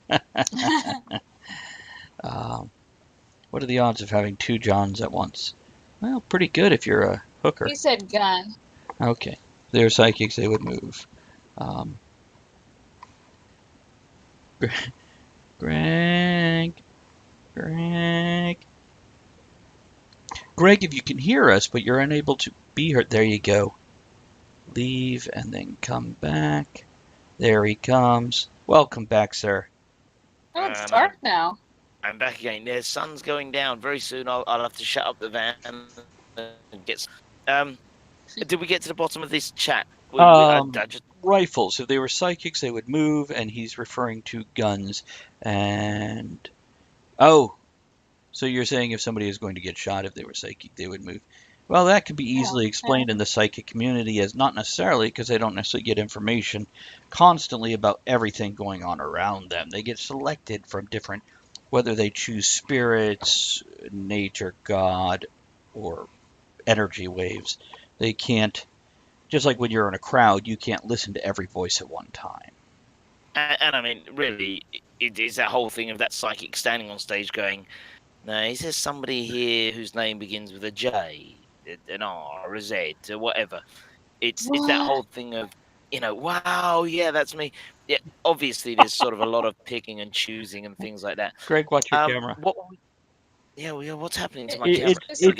It's the light. Yeah. It's the light. What I'm going to do in just a few moments. Here we go. I'm back. As long as I stand here doing this for the next, you're going to have great biceps when you're done. Yeah, let me see if I can find a light. Or bring your iPad closer so we're getting more of a reflection off your face. Hey, there he goes. Now, what were we talking about before we got into rifles? Debunking fake. P.T. Barnum. Yeah, I was saying with the movie. P.T. Barnum and The Greatest Showman. I will say this: don't get upset because it's not quite historically accurate. It's an entertainment piece. No, but it's a beautiful movie. People genuinely got upset about this when it's obviously an entertainment piece. And also, if you were going to have a realistic movie about P.T. Barnum, it's going to be very, very dark. The guy ran what we would refer to as a freak show. That's the carny term for it. What he did was a lot of the time not very nice. But he famously, one of his famous quotes was "something for everyone." That's what he wanted his circus to have. That's what the Barnum Bailey circus was to have. Something for everyone. If you didn't like the clowns, we've got a tiger. If you don't like the tiger, we've got an acrobat. If you don't like the acrobat, we've got a juggler. If you don't like a juggler, you're probably just a normal person. So, good joke there, especially if you're juggling while doing it. I was going to say it's the self-loathing that's my problem. But it's something for everyone. And so we have one of our biggest things in psychic is called cold reading, which is the ability just to look at someone and start to tell them stuff. And part of this is what we call Barnum statements. And there's fantastic experiments being done with Barnum statements. These are the same things you'll find in a lot of horoscopes in low-end newspapers and things. If you go in and you read someone horoscopes out of a newspaper and you tell them it's their horoscope and you read it to them, how well it fits, doesn't matter which one of the horoscopes you read, they can probably fit it to them. The people that have written that horoscope aren't entirely honest and they've just used a system to write them. There'll be a Barnum statement. They're vague enough to apply to everybody while sounding really specific. And there's a fantastic experiment, I forget what it's called, and it was a personality, and you can find this personality test on the internet, and basically people, I think they did it with handwriting, but it's been done various times, and this professor, he took handwriting samples from all of his students, and then he took them away and he had them sent off to test out this new way of finding out your personality from your handwriting. And a week later, they got the results back, and he handed the results out to all the students, asked them to keep them to themselves, they're very personal, and asked them to rate how accurate they were. and most of the students were rating them sort of 80-90% something like that. One or two of them said, no, this doesn't really sound accurate. But in a big lecture group, most of them were saying sort of 80% accurate. And then he did the big reveal that every single one of them had been given exactly the same sheet of paper. And so this is the idea of a Barnum statement. It's the idea of Barnum statement and also double talk. Double talk is fantastic. For example, Travis, imagine I've not met you before, but you're the sort of person Easily done. you Who can are you? be. Why are you on my show? I just happened to pick up the internet here.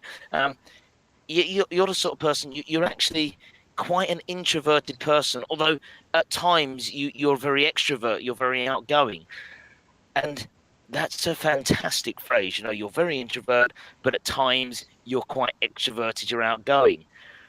Well, anyone can look at that and go, yeah, do you know what? Sometimes I want to spend time by myself, and sometimes I'm out and about with others. Sometimes I'm a bit shy, sometimes I'm more confident. There's so many ways you can look at that statement. Mm-hmm. And this is the idea with Barnum statements. You can play with them, and you can say things that anyone will find a connection to. So I was actually talking to my son about psychoanalyzing people. And there's ways to psychoanalyze people that makes them reveal things about themselves. For example, you go, do you have a good or bad relationship with your father? And when they answer, whatever they answer, you go, that's what I thought. And then you go to the next statement that draws more out. And by the end of this series of statements where you're able to get them to something very specific, each time you're telling them, that's what I thought, they think that you've pulled that information out of them. Or you drew that information because you knew it all along, even though they just told you every damn detail that you know. And the other aspect of that is there's a lovely way you can ask that of people. You don't have a sister, do you? Or something like that, and it's kind of a win either way. Right. You don't have a sister, do you? No, I don't. No, I didn't think so. Right. Oh, yes, I do. Yes, I thought you might. That's why I questioned it. Right. You're winning either way. And the trick with a psychic is then, and this is one of my biggest things, is there may be real mediums out there. I'm never going to take that away from anybody because I don't know. I haven't been around every medium. What I do know is Houdini set up $1,000 challenge. It's now James Randi's $1 million challenge, I believe. All you have to do is under scientific conditions. Which, by that the are way, I agreed think by the psychic. he upped it to 10 million 6 or 7 years ago. I think so. It's all right. Is it an air raid? It's all right. I'm gonna have to change my power source in a minute. It's all right. I'm running out actually. Yeah, it's this whole. You have to do one piece of psychic phenomenon under scientific conditions that have been agreed by both the psychic and the examiners. So it's not like the examiners are only allowed to come up with something that's going to trick the psychic. And this can be as simple as one of them was this guy who could turn the pages of a book over with his mind. And what they decided to do was, okay, can we put a clear bowl over the book so that you definitely can't be blowing it? Oh no! That interrupts the psychic flow. But if anybody is going to go and see a medium, and on a personal level, if you're going to go around to going to have them communicate with the dead for you, do a couple of things. One, do not have them come to your house, because as soon as somebody's come to your house, they can do what we call hot reading. They're looking around your house, or the other fun way to do it at a friend's house, and then see if they do a reading on your friend rather than on you. But the most important thing is ask that psychic straight away, is it okay for me to record? Now, if they say no, walk straight away. What you want to do is you want to be able to listen back afterwards, because one, in that moment, it's going to feel very, very convincing. But also, they're going to do the same thing that magicians do, which is to recap. They're going to spend a lot of time recapping, and I'll do that. Okay, I'm going to take you through a very, very simple magic trick. I have you pick a card. You put the card back in the deck. I put the deck back on the table, and then we talk for a minute, and then I reach over and I take your keys. It's on the top of the deck. Now, there's various ways I can accomplish this, but before I reveal your card, I'm going to say to you, so, Travis, you picked a card. You picked anyone you like. You put it back yourself. I haven't touched that deck. Now, what I've done there is I've erased the moment you put the card back in the deck when it was in my hands. I was handling that deck after your card went back in. Right. But by saying I haven't touched that deck, I've erased that, and chances are you're going to forget that moment. You're going to forget. You're not going to connect the dots and think, oh yeah, he had it in his hand. You're going to think, oh, that's right, he hasn't touched it. And this is what psychics will do. If they do the you don't have a sister, do you? And you go, oh yes, I do. Her name is Doris. I go, right, that's Doris. And then a couple of minutes later, they'll go, so I got this connection with Doris and whatever else, and they will recap the hits, and they will just ignore anything that didn't fit. Right. So if they say, so you like sports? No, I don't.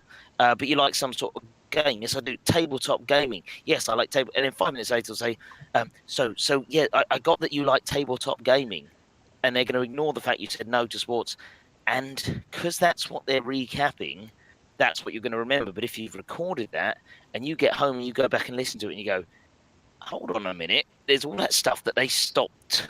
You go back in, it's the same as we were talking about Doctor Who in the last hour. You go back and you go, hold on, it all makes sense now watching it back a second time. Yeah. It's Do you need to change your power stuff right now? I will do shortly. It's all right at the moment. It'll be when it goes. Okay. Just want to make sure. But I did the non-psychic psychic show in Cornwall in whenever it was April, May time. And when I was there, they came up to me and they said, we actually had a psychic that wanted to come in and do a performance in the theatre. And we said to them, well, we've got this guy doing a non-psychic psychic show, and why don't you come in the day after he's been in debunking fraudulent psychics, and then you can come in and show them the real psychics. And that particular psychic refused point blank to appear in the theatre within weeks of me performing there. She didn't want to have any association. Now, on the flip side, I was at the Cruise Steampunk and Vivial, and there was a psychic there, clairvoyant and her psychic taxi. And wait, psychic she taxi? So yeah, she has a taxi and she does 10-minute psychic readings in a taxi. And she came along to. As soon as I heard she was there, I was like, right, I'm going. When we get to the evening show tonight, if she's in the audience, I'm doing a 20-minute hunk of the non-psychic psychic. I've not seen her do a reading. I don't know whether she's real or not, but I'm going to make sure people know that this can be faked. And I went on stage and I looked right at her, and she was a nice lady. And I started doing this piece from the non-psychic psychic. And I went away and I thought, right, tomorrow morning I'm going to see her. How is she going to have taken this? Is this going to be... What was your intention with this? Was it to upset her, or...? No, my intention was purely to make sure that if there was anyone there going to do a reading, that they had the information on both sides. And so, I did, I pointed her out in the audience. I said, she's here. I said, now, we have fraudulent psychics. I said, again, I made it very clear, not all psychics are fraudulent. I haven't seen her perform. I haven't seen her do anything. But this is the show I'm doing. She came up to me the next day and she said straight away, I'll tell you what we should do, Greg. We should see if we can find that will let us both perform on the same night. And I can do some psychic and you can do some debunking.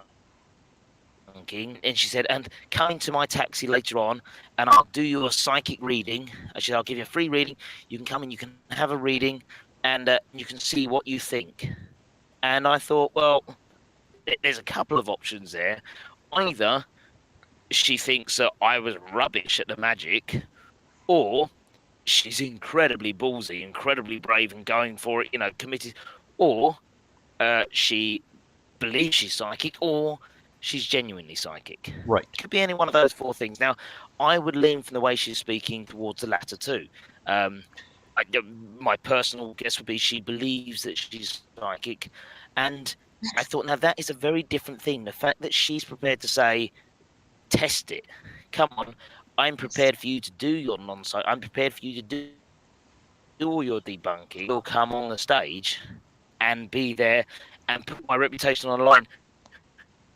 That's me than somebody who says, "Oh no, I won't be appearing anywhere near someone that's given away some of the methods that I may or may not So, be using." did you get a reading from her? I didn't know she left early that day, but we've stayed in touch, and I'm hoping to organise an event where we can actually have a little bit of back and forth and see, just have a bit of fun and see how it works. Andrew? I just want to say, I think it's great that the first thing you did not go to was she's trying to lure me through a taxi so she can kill me. So, That's so much at least more you an didn't get that American point of impression view. from her. That's fabulous. Yeah. Well, he's Well, not I mean, psychic. it would He work. doesn't. Well, that's the last thing a psychic wants to do. I mean, Because then you'd haunt her, right? exactly. Psychic does not want to murder me in their own taxi. They're just going to hear me go on. It'd be like a forever episode of Talk of the Tavern. Okay, I will be disappearing from the screen and possibly from voice for a second while I just try and sort out my power situation. Okay. So Then we'll get back to. I will be able to hear you still. Okay. So That's it's. great. So give him just a moment, folks, and we'll be. Oh, there's a totally different view right there. So, to all of our viewers, what do you think? Psychics, are they real or not? What do you guys think? We'll start with that. And Make- you know, I like to give hope that anything's possible. Mm-hmm. Personally, you never know. But whether they're real or fake, if it helps someone through a situation in a positive way, There is that. why not? You Why know, not? and whether it's religion, psychics, science, or whatever, hell, even if Not you the just believe in people- luck. Not the people, trying to take all of your money just so that you feel better about talking to your dead relative. I do I have a don't- story about that I did. Okay. I once went to a psychic when I lived in Ohio. I guess I was 18 years old, and I walked into her place, and she said, "Okay, take the money you're going to pay me and hold it in your hand." And I did that. She goes, "I want you to focus your energy on it, and I'll give me the money." Now, money didn't hold a lot of value for me besides cash value. It didn't mean a lot to me. It still doesn't. It's not necessarily the driving force behind anything I do, which maybe I'd be better off if it was. I don't know. But I handed this to her, and then she told me this one thing, and I stared at her. And she told me something else, and I stared at her. And she's like, "You're not really giving me a lot." I'm like, "Well, you're supposed to be a psychic." Mm-hmm. And she's like, "Am I getting anything right?" I'm like, "I'd rather you give me everything, and then I tell you what you got right or didn't." And she's like, "Oh." And I've had other friends who do tarot readings or psychic readings, and I've done the same thing to them, where I don't give them anything to work with. I just want to hear what they have, because I'm trying to figure out if this is accurate or not. And yeah, with her, I walked out with almost nothing and went, "Well, that's $20 wasted." That is what? I'm sorry, I cut out. $20 wasted. $20 is $20. Hmm. So, Yeah. and the few times I've gone in and done things, whether it's a tarot reading for somebody or a psychic reading, I don't even necessarily feel I'm doing anything psychic. The tarot is like the horoscope or the INTG personality test type thing, INTJ. Where, yeah, there is these broad spectrum things that people will apply to themselves as opposed to it holding any more truth than not. And the same thing when I'm able to pick up certain facts about people. And we're going to talk to Greg's junk now.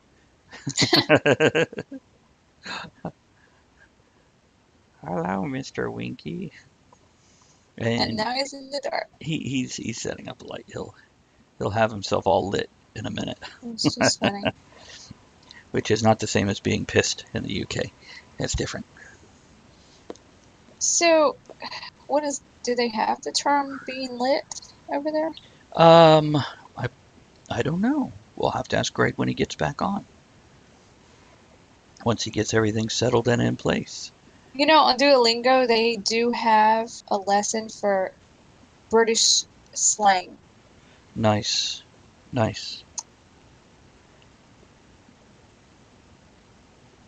Now, whether it's stuff that's still being used, I'm not sure.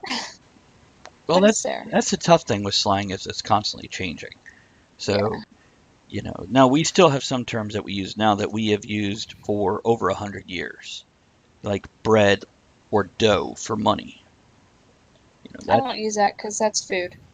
Now, when you said about me getting everything in place, was that just a reference to my junk, or was that? Your junk and the lighting, in particular. And junk tends not to be an English term either. While we're there, actually, that's a very American. Isn't it? Okay. Yeah. It's yeah, which is weird because It's if you funny, say she has junk in her trunk, it does not refer to anal sex. But it's funny because we use pretty much every other term to refer to male genitalia except for junk. So What about gonna tallywhacker? pick up. Oh yes, go ahead. Sorry, go on. No. Let's stay on genitalia for a minute. No, I predicted we'd stay on topic. Staying on something. I did hear, and I can't remember who says it. Where if you hear a noun, a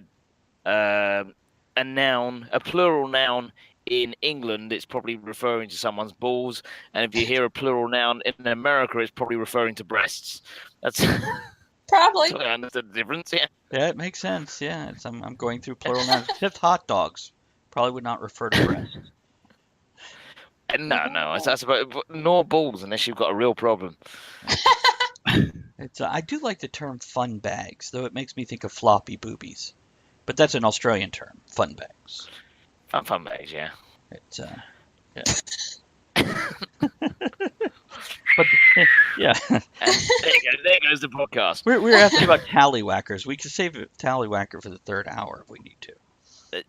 I've never said tallywhacker, but I do like tallywhacker. That's a great phrase. It's an old 1960s term that was outdated then. So People still use it. Now, here, we'll say someone's getting lit. There, you say someone's getting pissed. Do you say lit, or is it just pissed? Again, this is another thing. This is Michael McIntyre, great comedian over here. Well, he was great. He was great once. No, that's unfair. Michael McIntyre, this probably won't translate at all to America, but you will probably understand the problem. It's one of the reasons I don't want really to do television. I don't like videos of my actor really going on YouTube. I do other videos for YouTube. And that's because he was doing stand-up for 10 years or something like that, and he honed an act. right. And then he got a TV special. And this TV special was amazing. It's hilarious. It's brilliant. Spot on. And barely swears, which is always a big thing for me in comedy. I don't mind people swearing, but only if it makes sense where it is. A lot of people, they use the swearing in comedy to get a joke across the line. The joke's not quite funny enough, so they swear and it gets that extra laugh. And that's not what it's for. There's a place for swearing in comedy. But, his first show didn't have that. But he'd been honing that material for 10 years. Right. Then he got a TV series. They wanted another special from him the following year, another one the following year. He couldn't reuse material. It had all been on TV. And the quality of his shows, in my opinion, very quickly dropped off. And of course it has to. Right. If you've got material you've been workshopping on the road for 10 years, and then you've got another year to write a whole new show, you're never going to keep up that same quality. But that's completely by the by. My point was, getting drunk, his thing in the show is, again, you can take, if you're a posh British person, you can take any noun you want, and if you use it in the right context, it means we got thoroughly drunk. The one he uses famously in the show is gazebo. You know, we got thoroughly gazeboed last night. You know, it happened. So yeah, we probably would use the phrase being lit, but not Okay. as a general thing. Now, what about toasted? Um, And the reason I ask oh, while you're thinking about it is here on Talk of the Tavern, we tell people, when you're doing a video, say I'm getting toasted on Talk of the Tavern, which has a dual meaning, at least in the US. One is, I'm toasting you. The other one It's is like a cheer. to get drunk, which it now apparently relates to also being high on marijuana because you're lighting it, you're toasting the joint, etc. Is it? Oh, I didn't know that. Yeah, and it's a lot of people no longer realize this is being toasted. Raising a glass to somebody. Where's all the classiness gone? Yeah, it's been lost in the past couple decades of slang and sloughed off as, here's the thing: we would say, you have a toast, you drink a toast. To say someone's being toasted is, I don't know, it works, but it's not something you'd hear in common parlance. You'd say you drank a toast to that person. I don't know why, but as soon as you said toasted, all I could think of was Blackadder and the hot crumpets at the public school. But it's an entirely different meaning of toasting. So, but no, we still have to toast. At the wedding, there was a toast, raised Right. glasses, Yeah. a toast to the bride and groom or whatever. That's still definitely a common phrase. And without toasted, giving people a toast, having a roast to me makes less sense. Yes. The idea of very similar thing, but the reverse. Right. So Gotcha. you guys don't necessarily say I got toasted last night. No, I've never heard anyone say we got toasted last night. I mean, it may just be because I hang out with the refined sort of people that don't drink. I mean, I'm teetotal myself, so it's... Which, this could be, it's just a much older phrase that I'm bringing back without meaning to. It's a Talk of the Tavern phrase. It's alright. Just like Gen Punk. It goes along with it. Yeah. And there's nothing wrong. If you've got a good older phrase, there is nothing wrong with bringing back an old phrase. Nope. I'll do that with my knitting and my baking while I'm getting toasted. Leaping back to the subject of psychics for a minute. What I did here while I was sorting out all my power, and this goes... There's two questions here that I kind of want to pick apart. One is the question of, does it matter if someone knows they're a fake or not? Is that a thing? And the other thing, Andrew said, you're for whatever helps people. Lovely Frank Sinatra line, I'm for whatever gets people through the night, whether that's coffee, cigarettes, or Jack Daniels. But here's the thing, is when we're talking about a fraudulent medium, suppose I go to somebody, I've lost a family member, and I go to this medium, and she gives me a message, and it's a message of hope. It's, oh yes, your Tiddles the cat. She's up in heaven. She says she's absolutely fine. Don't worry about it. She's enjoying it. She's playing with the, I don't know, bouncing ball. I don't know why I chose cat. I don't know very much about cats, but probably because there's usually one on Travis's screen somewhere. But here's the thing: they've said that, and yes, for the moment, that might be soothing. It might be nice to hear, but as soon as you start to think, is that person for real? What you're being given is a memory of that person you've lost that isn't real. Mm-hmm. And that will stay with you. You'll remember that if they give you that person's last words, if they say, oh no, this person's got a message for you, and they give you a message from somebody, let's take the cat out of the equation, let's make it serious for a second, from somebody that you lost, a close family member, a close friend, and they give you words that they've made up. You mean something like, and you lost them when you were playing a game, they're still hiding, waiting for you to find them. That's it, yeah, exactly that. I'm in the trunk, yeah, that sort of thing.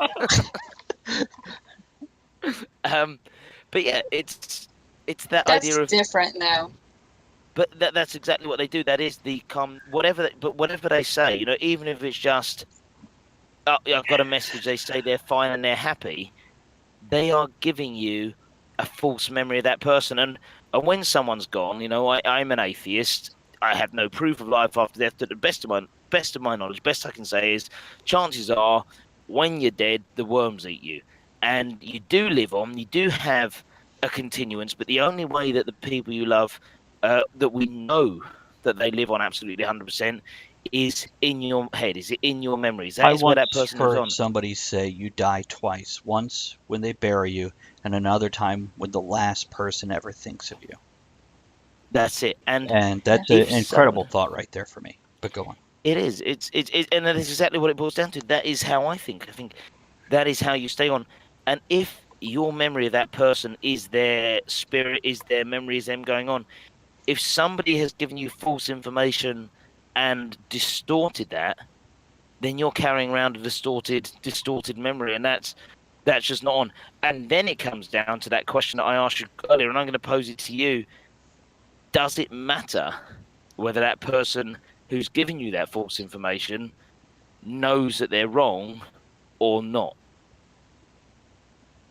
I think it all depends on intention, just like when a parent tells a child that Santa's real. I was going to bring up the Santa thing. I was waiting for that. There's a lie that most parents tell their children, and So if it's a lie to comfort someone, what's the difference? Oh, And jeez! Oh, I see it now. Oh, it was my dad. Oh, I wonder why they were never in the same room. Oh, oh, oh, Christ and Clark Kent. Oh, it's all obvious now. sorry, to ruin Carry it on. for My you. childhood's been destroyed. you're welcome. You've been toasted on Talk of the Town. Here's to your childhood being ruined. If I So, was an uncle in the Father same Christmas. room with you, I would have touched you. Anyhow, going on. See, that's the kind of thing So that would get James you're Gunn talking about fired. Father Christmas.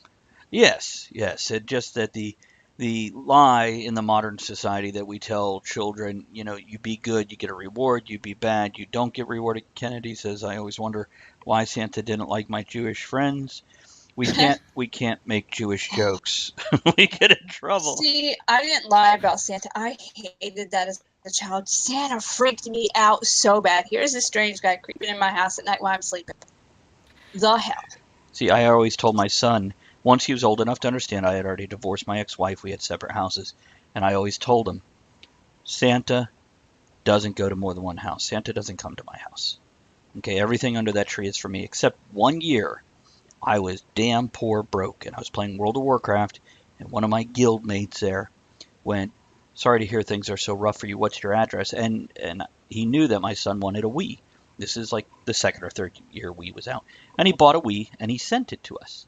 And I said, that one is from Santa, because that's a true Christmas miracle where somebody reached out, did something with no expectation of reward to make this child happy. That was the spirit of Christmas. For that one, I went, that's from Santa. Everything else is from me, though. And, now that he's older and, of course, knows the truth that Greg was just revealed. Sorry, Greg. Well, see, I always told my kid, I'm like, this is something that people believe. Don't ruin it for them. Mm-hmm. But I'm not going to go along. Then there's a comparison of once you stop believing in Santa, go back to church, and here's a great bearded man in the sky who, if you're good, gives you a reward, and if you're bad, you get nothing. Yeah, forever. That's a whole other show. I mean, I was raised religious, but it's and I mean, I was raised religious by British standards, which means nothing in America at all. But I was raised religious. I had but for me, there's the other thing about the Santa myth is a little bit about learning how.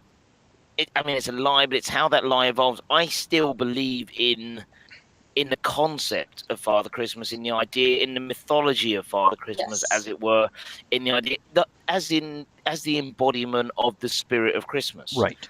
And in that way, I find Father Christmas very difficult, but I don't have a particular issue with teaching, with Christmas, and because I never had that moment until about 2 minutes ago of having Father Christmas. No, but in seriousness, I never had that moment of Santa Claus doesn't exist. I had a slow drifting of the understanding of the difference between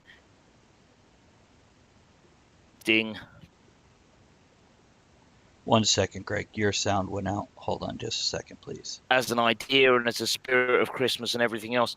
And to me, that's more about the difference in understanding between childhood and adulthood and the way we see the world and things like that. And I think there's that side of things that can be taken from it. At the same time, of course, it's also a heinous lie that we tell our children just to shut them up. If you want to go further down that route, I don't know if you have this over in America. Have you got Elf on a Shelf? Yeah. Oh yes, I hate that thing. But I hate that thing so much. I think it'd be just as effective to tell them, we're coming up on the holiday. You need to make sure you're doing all your chores. Otherwise, I'm not buying you a bunch of stuff. Yeah. No, I'm all for the spirit of Christmas, but there's a difference between the spirit of Christmas and the guy dressed in a suit at the shopping center taking pictures. Who we go get There's a pictures with him, difference. just so you know. We dress up We do that anyway. Yeah. in It's- steampunk or What? 1930s mafia. By the way, Kennedy asked, was there a vicar involved with the religion? And then he also asked the Hog Father. I think Andrea goes for the I Hog. love Hog Father. I send out Hog Swatch cards. She does. It's it is because, as you say, but we all take a photograph with Father Christmas if we see him.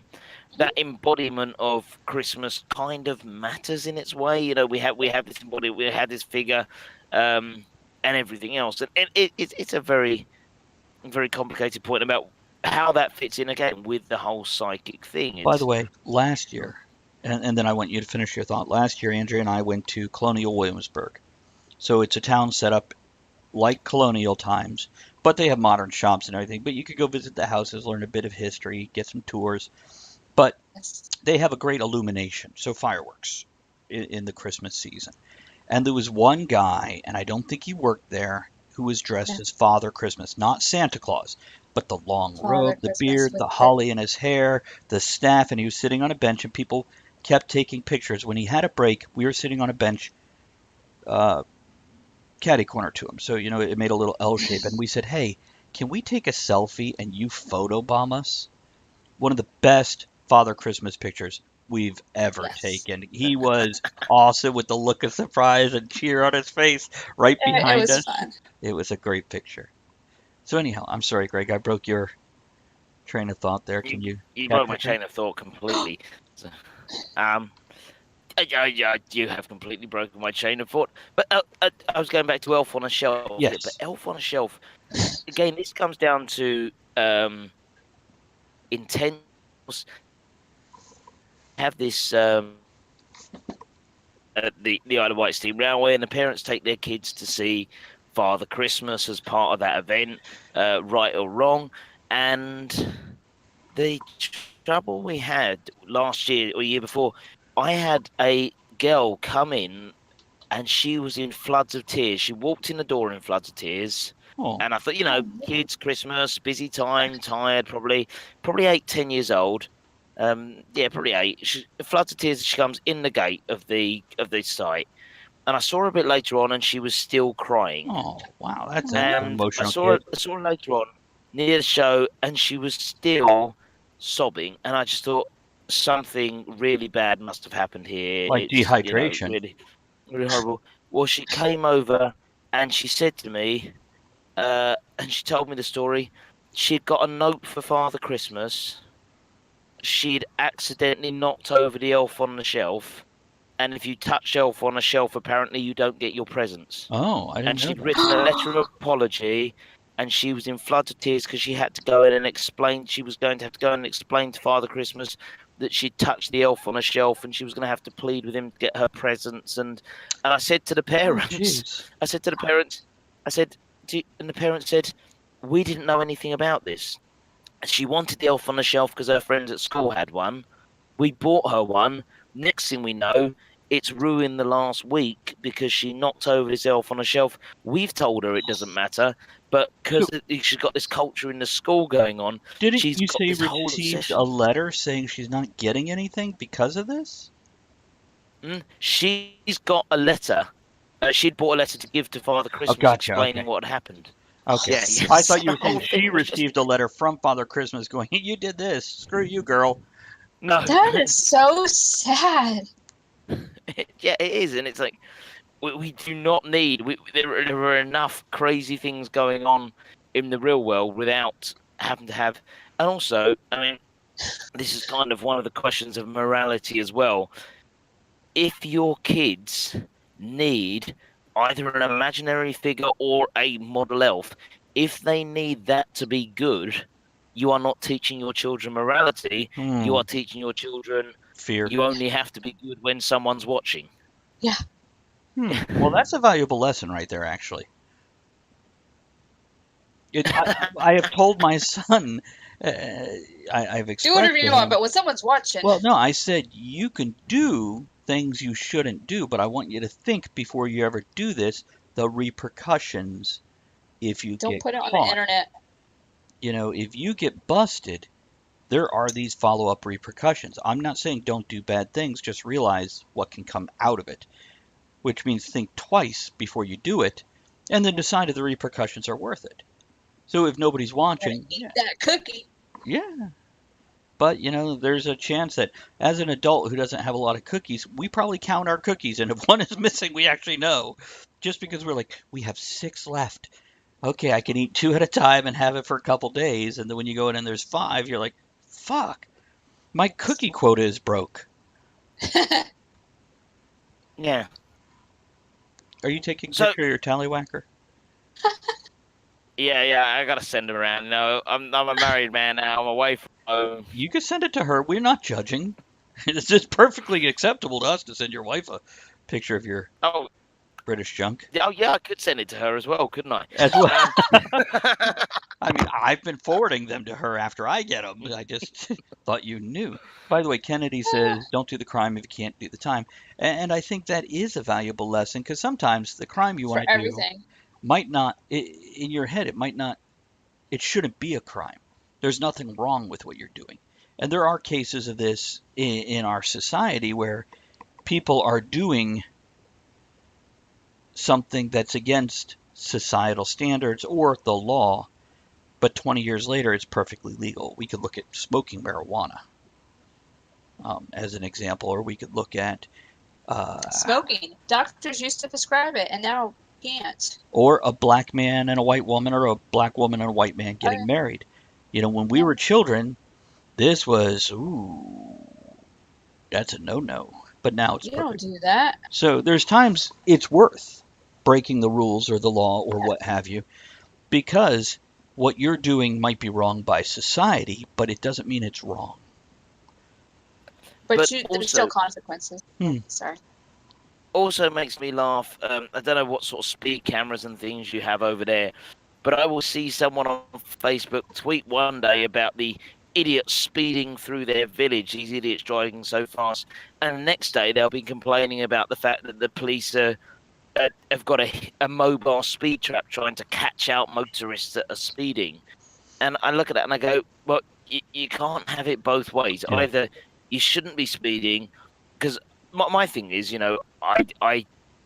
I never go above the speed limit. But if I were to go above the speed limit at any point in time, if I'm going so fast that, these days over in England, speed cameras have to be bright yellow, but even if a policeman's hiding in a bush where he can step out and shoot the gun, if I can't slow down and I can't see them in that time, then if that's a child stepping out, I wouldn't be able to stop in time either.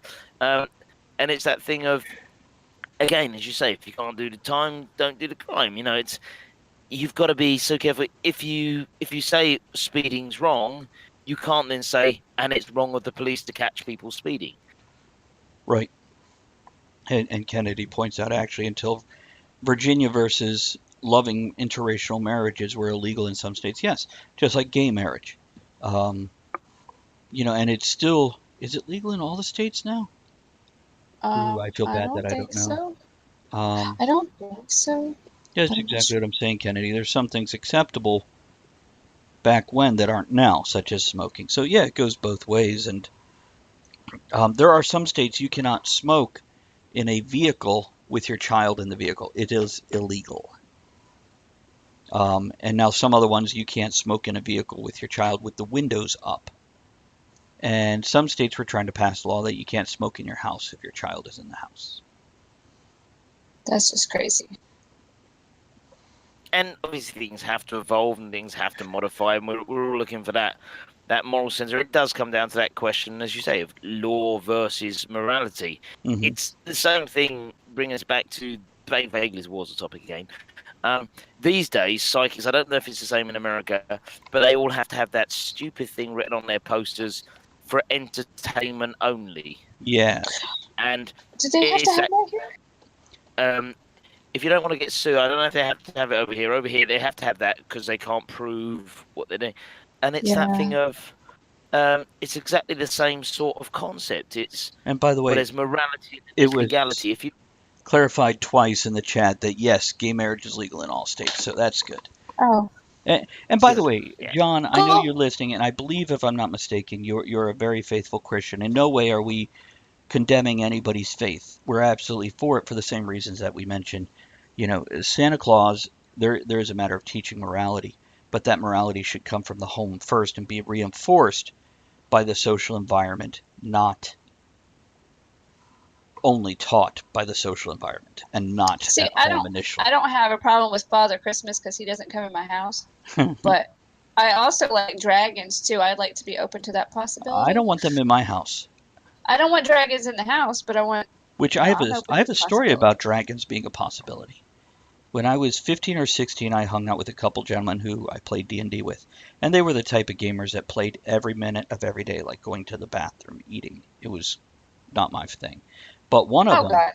wanted to become a geneticist, and his whole goal was to genetically invent a dragon. And not like a little lizard with wings, but a big, giant, fire-breathing. Haven't they seen Jurassic Park? Oh my goodness. I know. So how do you stand on dragons, Greg? Yay or nay? well, it's quite difficult. They're a bit big and wobbly, so you've got to climb up first. I tend to stand just behind the shoulder blades, just in front of the wings. Smart. I find that gives you the best position. Preferably with some kind of lock-in mechanism, a harness Oh. of some sort. That's Whatever. some of the harness, or yeah. Good to hear, John. Don't wear spiked boots though. That's just not very No, nice that's to the just dragon. rude. And by the way, I want a dragon that big. John That says, I'm not a member of the offended class. We're so glad to hear it. You'll have a great time here because we will make fun of everybody. The other Yeah, John Millington says they're quite tasty.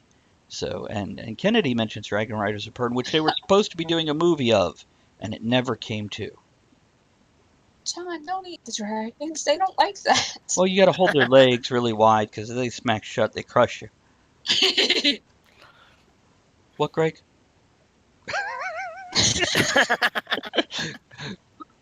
I'm still confused. Are we not condemning anyone's faith?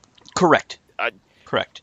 Ah, We're not judgy on that. If somebody says, like Elizabeth, who's on well, with us every Monday night, she is very much a Catholic, very much strong in her faith and whatnot. And no, we're perfectly okay with anybody of any. It's okay if everybody's different. They have their own beliefs, as Yeah. long as you're not an asshole about it. We do ask that you're just, as long as you're accepting of other possibilities in the sense of other people can believe other things and you're not condemning or judging them for that. And you're open to discussion. The possibility of discussion. something more than what you already know.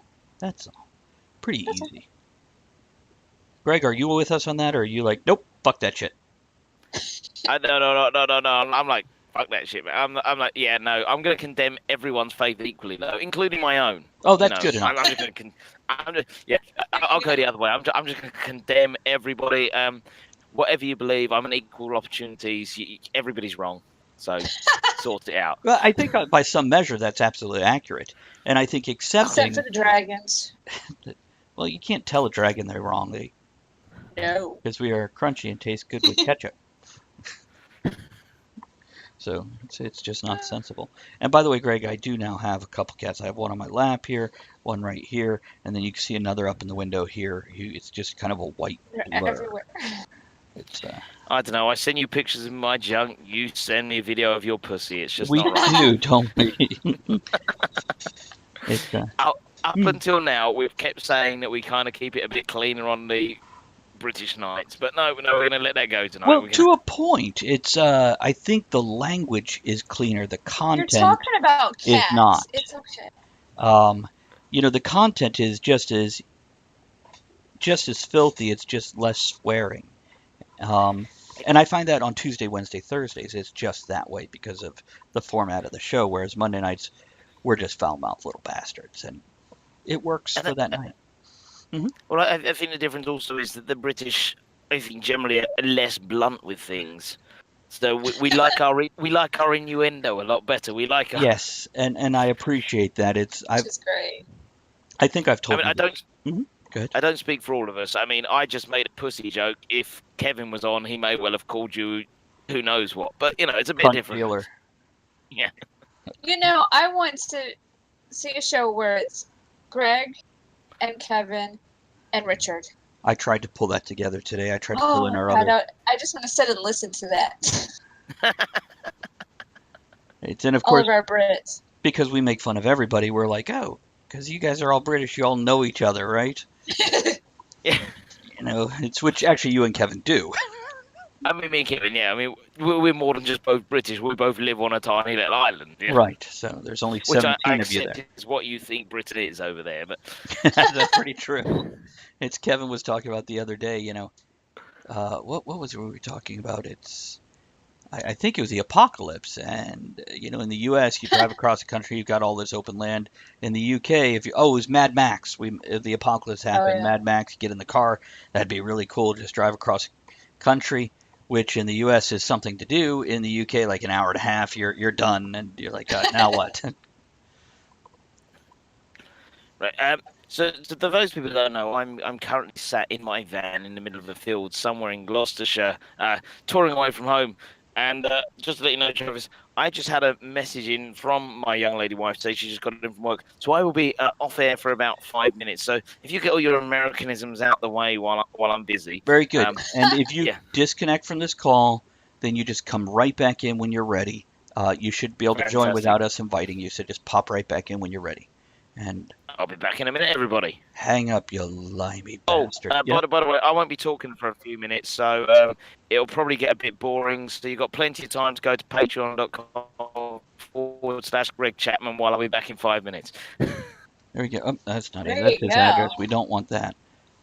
There we go. Let's set this up correctly here. That's funny. There we go. Really? I have Andrea way over there. Oh, that's because I didn't do this. Let's do this. I don't There know we what you go. did. Now that's better. I'm just right here.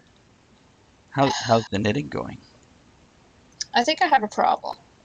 Well, I'm glad you're knitting because crocheting doesn't come naturally to me to say, oh, you're crocheting.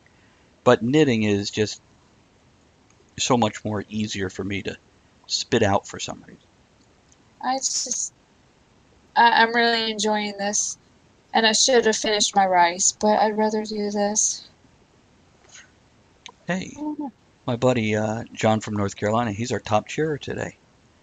Woohoo! This week. I need some yarn. I want some really soft baby blanket yarn or Well, something. how about we just comb the cats out and make yarn out of their fur? I don't have one of those spindle things to make thread. Oh, Or I might. so we know what the next thing is. She needs a loom. or No, it's called a hand loom. And when we went to that thing when you were a reporter, mm-hmm. I talked to some of the women that were, spinning their own thread to weave and do stuff. It was really cool. But see, I can't have that. I don't want that because I have to lock myself away to do this because the cats. Harry ran away with my knitting this morning, so I locked him out. And I could only imagine with the hand loom where it spins from this thing down like a yo-yo. No. So I'll just have people send me yarn. It's all right. I'm going to just move Andrea's center. Huh? I'm centering you up good. better so they can actually see the knitting going on. Oh. So I'm adjusting your screen a wee bit. And guys, I learned this Monday before the show. Right before the show. I had like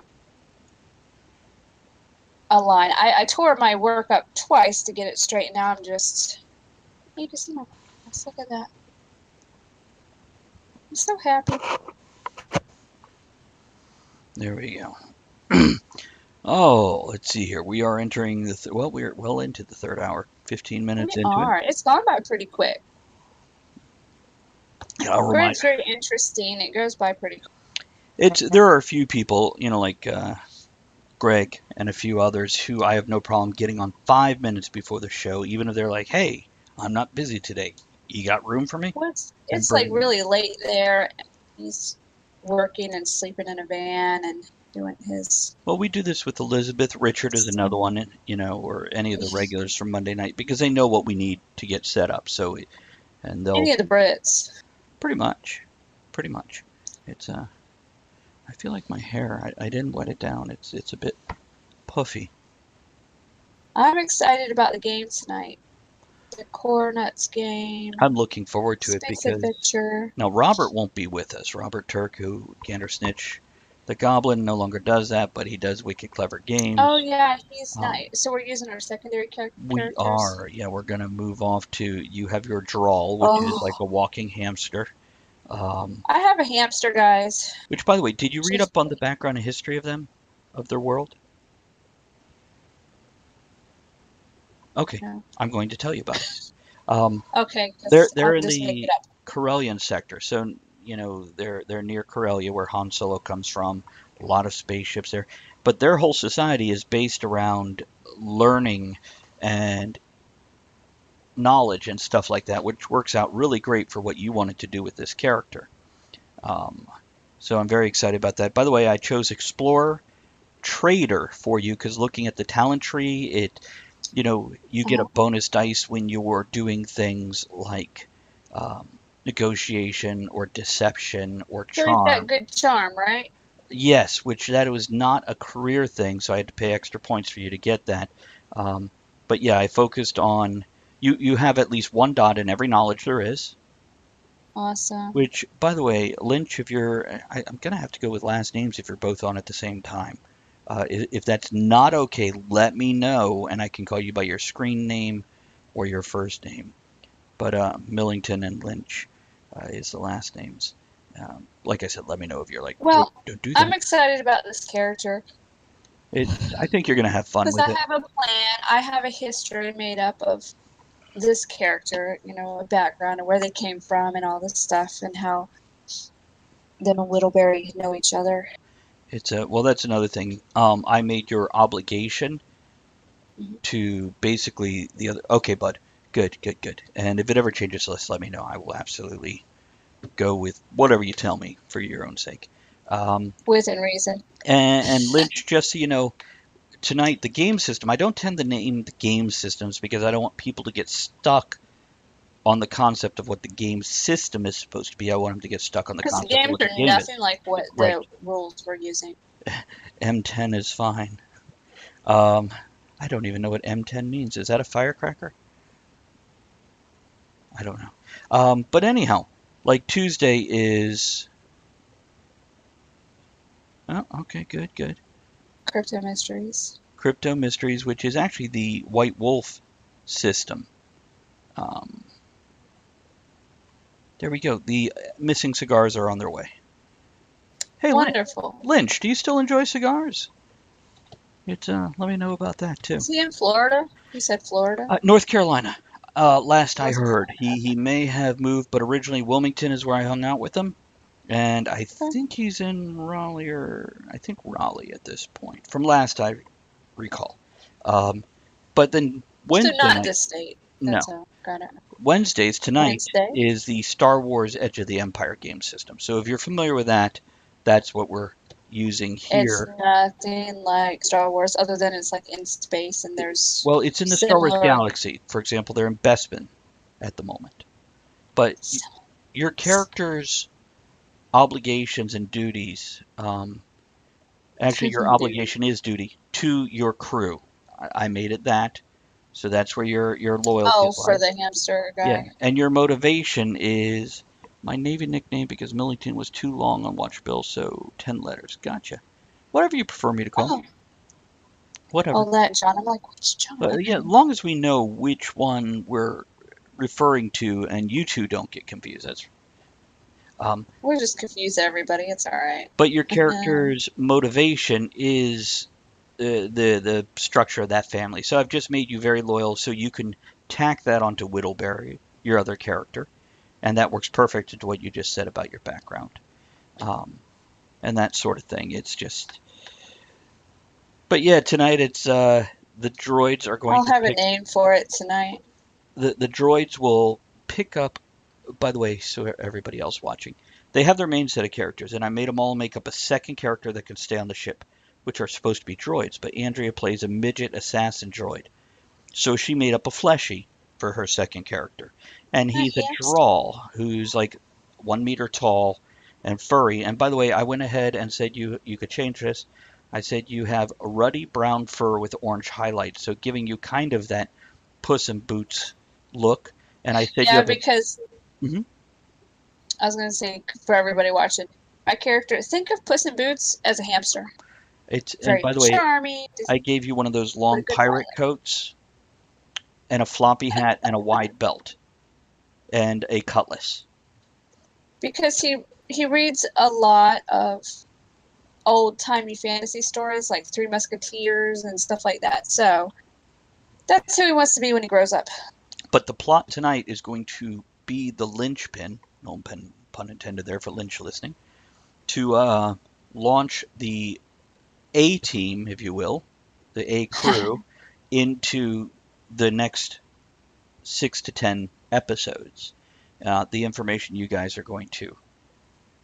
In the walk from where the Ugnaughts were holding everybody to the ship, all this will happen.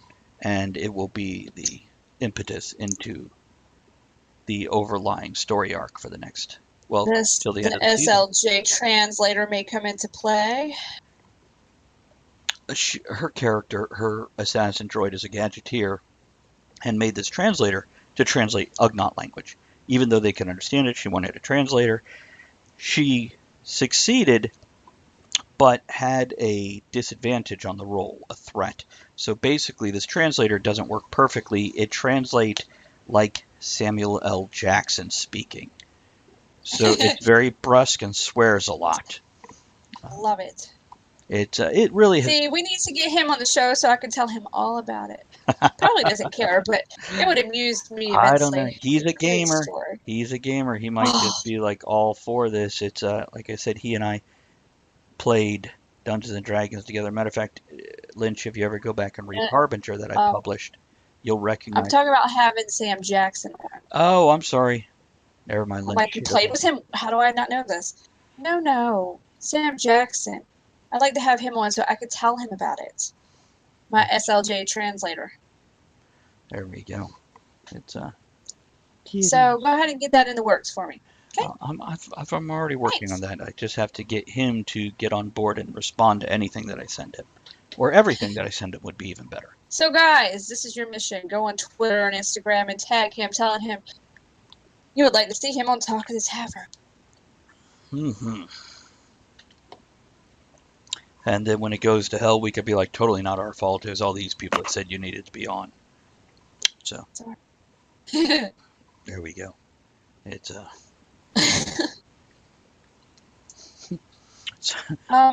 Mhm. I think we need to go get Chinese again. I don't really want the food. I just need some more chopsticks. Yeah, These are the best knitting needles ever. I'll have to. That Next time we get it, we'll make sure we grab a handful of sticks for you. I just need a couple more, and that some sandpaper, and yeah, best thing ever. Best thing. Cats are adorable. They're sleeping forehead to forehead over here. Silly. So what do we got coming up tomorrow? Tomorrow, Richard is going to be on. Oh, the other Brits. So it's a week of Brits. It is. It is. Because So, we did have Kevin Monday. we did. Greg today. All right. And Nice. I think we kind of went through the whole topic of Psychics. psychics. I think we're good with that. We kind of covered I mean, we that. can always talk more. I like the psychic shows, not the reality shows, but like Ghost Whisperer or Medium with Patricia Arquette. Ah, gotcha. Gotcha. Is it Patricia Arquette I don't think so. or But Joanna Arquette? it, Not Arquette. No, I don't know. it's a blonde chick. I know that. And Nancy was a big fan of Medium and recommended it to me, and I watched it. I really liked that show. I have an odd bruise on my arm. No idea where that came from. Huh? I have an odd bruise on my arm. No idea where it came from. I'm sorry. Was that you like thumping me when I'm sleeping? I don't know. Who knows? I'd blame it on Vignarn, but I don't think she can handle a hammer, and that's not claw marks, so she's in the clear. She's not a She's suspect. spunky. It's Ada noticed it the other day. Went, where'd you get that from? And I don't know. Can we? I noticed Oh, it. we can see it on the camera. There we go. I think you were carrying stuff the other day, so I don't know. It's after I got back from work, so who knows? I get a bumped or whatever. Do that at work, yeah. Possibly, yeah. So yeah, that's that. And then Monday night, I think Monday night from 8 to 11, we're doing the thing with the programming of kids, like social programming or whatever, where we're basically Is it? forcing kids to conform, and it's a fine line between giving them freedom, which we've in the past 20 years seen what happens when they have no repercussions to their actions. Yeah, I could pull it up. Hold on a second. Let me. Oh, it's kind of funny because I've been watching that Unbreakable Kimmy Schmidt show on Netflix. Mm-hmm. It's cute. It's fun. But there's one episode where they started, the kids are out of control. Like, especially one of the characters, her kid is out of control and drawing stuff and throwing things and just, horrible. And someone suggested discipline. DZ, discipline. Go ask your doctor for it. And all the kids need are discipline. It's a play on that. I think it's brilliant. It's so funny.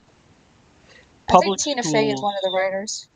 I know she's like the producer, but public schools indoctrinating youth in international differences. Oh, yeah. That's right. I did make a banner for that. I do them all at one time. That one was fun. Yeah, we've only got a month full of topics left, and after that, we've got to come up with some more topics. Next week, did you get my message in the Discord group about the one I sent yesterday? Let me go look in the Because group. I would really like that to be one. Do you want me to tell you what it is? Oh, goodness. What? Oh, nice. No, I don't know if Lynch wanted me to read this on air, but I'm going to. Oh. He's now in Tennessee in a farm setting. Nice. Yep, I'm still in Virginia if you're still listening. I'm out in farm country also. Sadly, it's like the white trash farm country I happen to live in, but whatever. And he mentions that his house has spinning wheels, a loom, and a few kinds of comb machines. Oh, nice. So there's that for you. So do you use them? That's cool. That's a good question. And hold on, I'm looking. Let me know when you get my message. If not, I can tell you what it is. Now, was it just in the message between you and I, or was it in the Talk of the Tavern? I think it was just. I don't know if it was in Talk of the Tavern or I think it was Talk of the Tavern.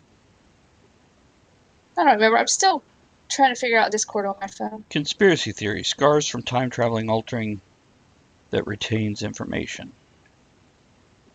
Is that what you're doing? Are they scars from time traveling or altering from time travel?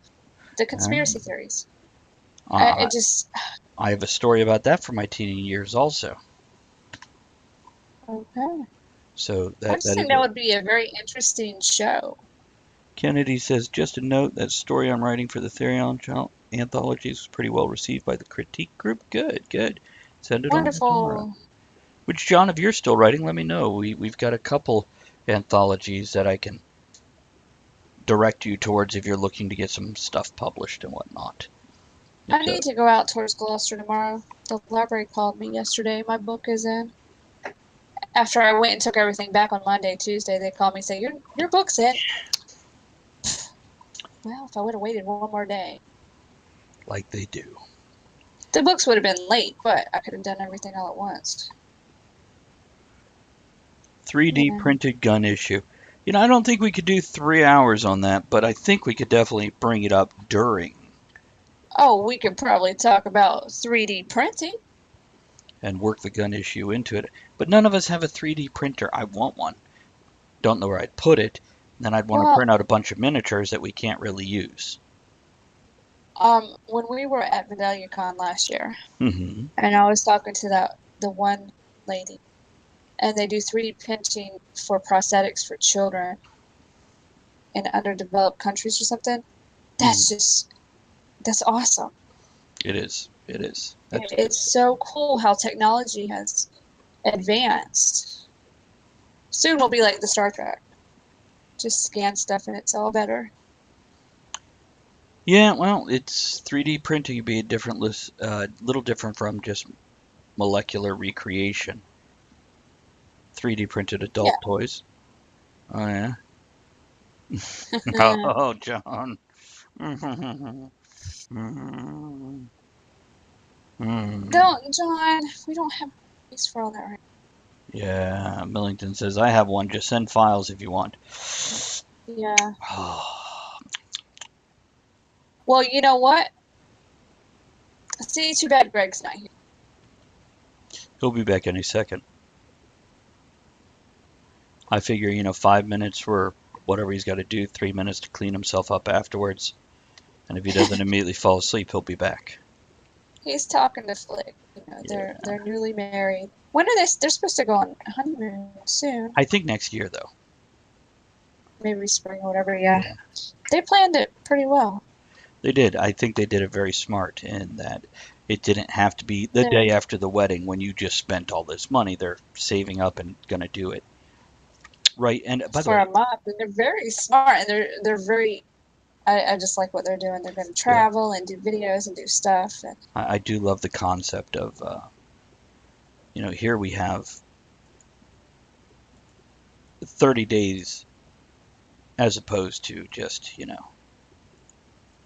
1 week. Yeah, I wish we could have done something like that when we went to the UK. So we could have went over to Belgium and Paris and all that, but the ferry was out or something. No time. Millington, I'll keep that in mind because I'm definitely not going to say no. Just to be clear. Uh-oh. What is this? Okay, I don't know. Let me try this. Boink.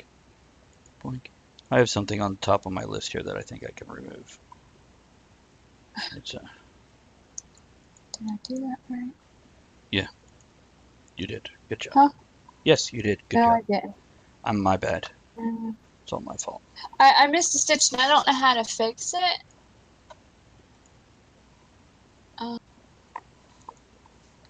Oh, you want Elizabeth? Oh, is she want to come on? Yeah, she's ready if you want me. Okay. Of course. There's Greg back. Did you clean up after your 5 minutes? You're muted, or I can't hear you. Yeah, he is.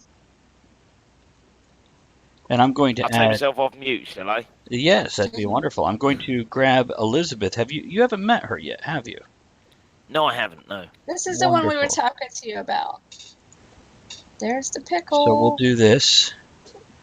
It's and give me a second, I'll do an introduction of you two once Elizabeth gets settled in and on screen. Right now she's busy tumbling like a cheap dryer. What? I hear you. Mutter. We hear you. We don't see you, but we hear you. Reset the camera for us, see if we can see your smiling face. Every breath you take. Every move. Well, while she's setting up her camera, Greg, this will be Elizabeth. Elizabeth, this is Greg Chapman. And he did The Last Airship, and in Series 2 that he's doing, he's building miniatures on air with us right now so he can do miniature sets to film with. And I mentioned what you did with Dillzilla and miniature sets, so figure maybe you guys can bounce things off each other, or he can get some advice from you, etc. Huh. So, Great. Cheers. Yeah, cheers. Welcome. Heard you. Cheers. How'd your job interview go? You want to talk about that, or you want to bail on that and talk about other stuff? It was fantastic. Mhm. It was. If she told me the truth, she thinks I'm the person that she's needed since they're redoing everything in the company. It's in a couple of years that I'm the person that's going to lead the charge of creating a new position. And we're going to define the position. And unfortunately, she said it's not the highest paying job right now, but it's going to be full time, and see where we go from there. So time frame? I have to call her back in a couple weeks. She's going on vacation. So Oh, am I. there you go. Are you That's going? wonderful. Are you popping down to Virginia? Or are you? I am going to pop down to Virginia. Okay. Fabulous. Let us know when you're in Okay. town, and we'll. Sure. Oh, by the way, just got a notification about a tweet from Twitch support. We're looking into reports of certain page elements not loading correctly. Yeah. So hopefully this includes the Surprise. sound issues we've been experiencing. So there we go. Okay, Oh, that's And the camera's cutting out. which we one? see you. Yours or mine? Well, pick a camera. It could be any of them. Seems fine. All right.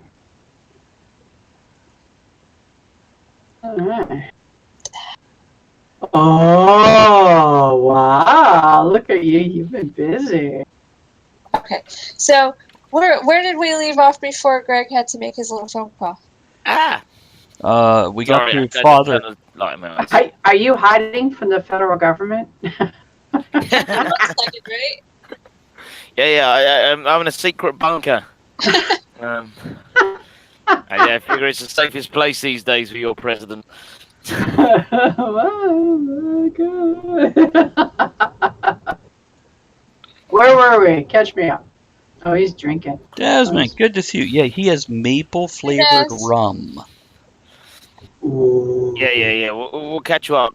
Travis had a cigar. I had some maple rum. Andrea's knitting. We talked about psychics, but not as much as we probably were planning to. We talked about Father Christmas.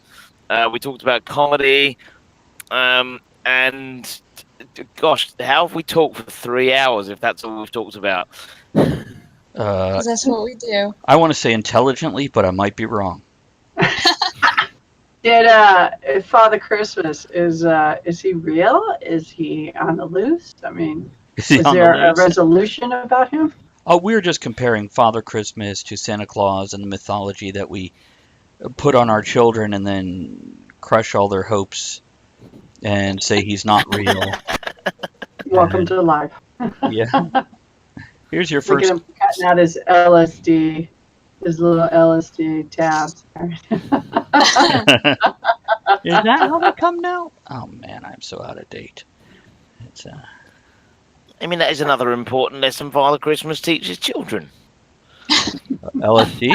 Your parents will lie to you every day of your life. Gotcha. No, that's right. Okay. And they're as screwed up as the rest of us. Mm-hmm. There Oh, we go. my That'll goodness. do. That'll do. That'll do, pig. Exactly. I put names up under us. Hmm. Oh, you got names. Yeah. See, Greg is making some miniatures. Is that what you're cutting out in the miniatures? I am. I'm just Oh, it's Windows. Oh, got the window there. So, Nice, don't lose it. do you have a bunch of sandwich bags to put these things in? I've got a whole load of little pots here. Yeah. Good. Sandwich bags. I go professional pots out there down this end. Yeah. I lose sandwich bags full of stuff. that's true. They blow away. So that's a professional pot. I've actually spent a day trying to sort out my stage tricycle, my old ice cream bicycle behind me here. Been trying to sort out the box in there because the other day I finished a gig and I spent nearly 35 minutes trying to find my van keys in the box. So I spent today adding bags and boxes and shelves to the inside to try and get some semblance of order on the inside. So how'd that work out? Well, I got my car keys. I'm back in the van, so we're all good. See, he I does would show. shake them and show them to you, but I don't know where I put them. Check the tricycle. Explain to Elizabeth what it is you do. While you're in your van right now, where you're at. I was just to explain what it is I do in 3 to. I'm been performing all day at Sudi Castle. I'm a juggler, escapologist, magician, comedian, professional idiot. And I'm on tour for the summer, so I'm currently spending a lovely night in my van with my. This is an old ice cream bike that's been converted to a mobile stage. That actually I've just realised has more room in the van than I do. He is in a van down by the river. That's correct, Ez. Under a Yes, bridge. that's not far off actually.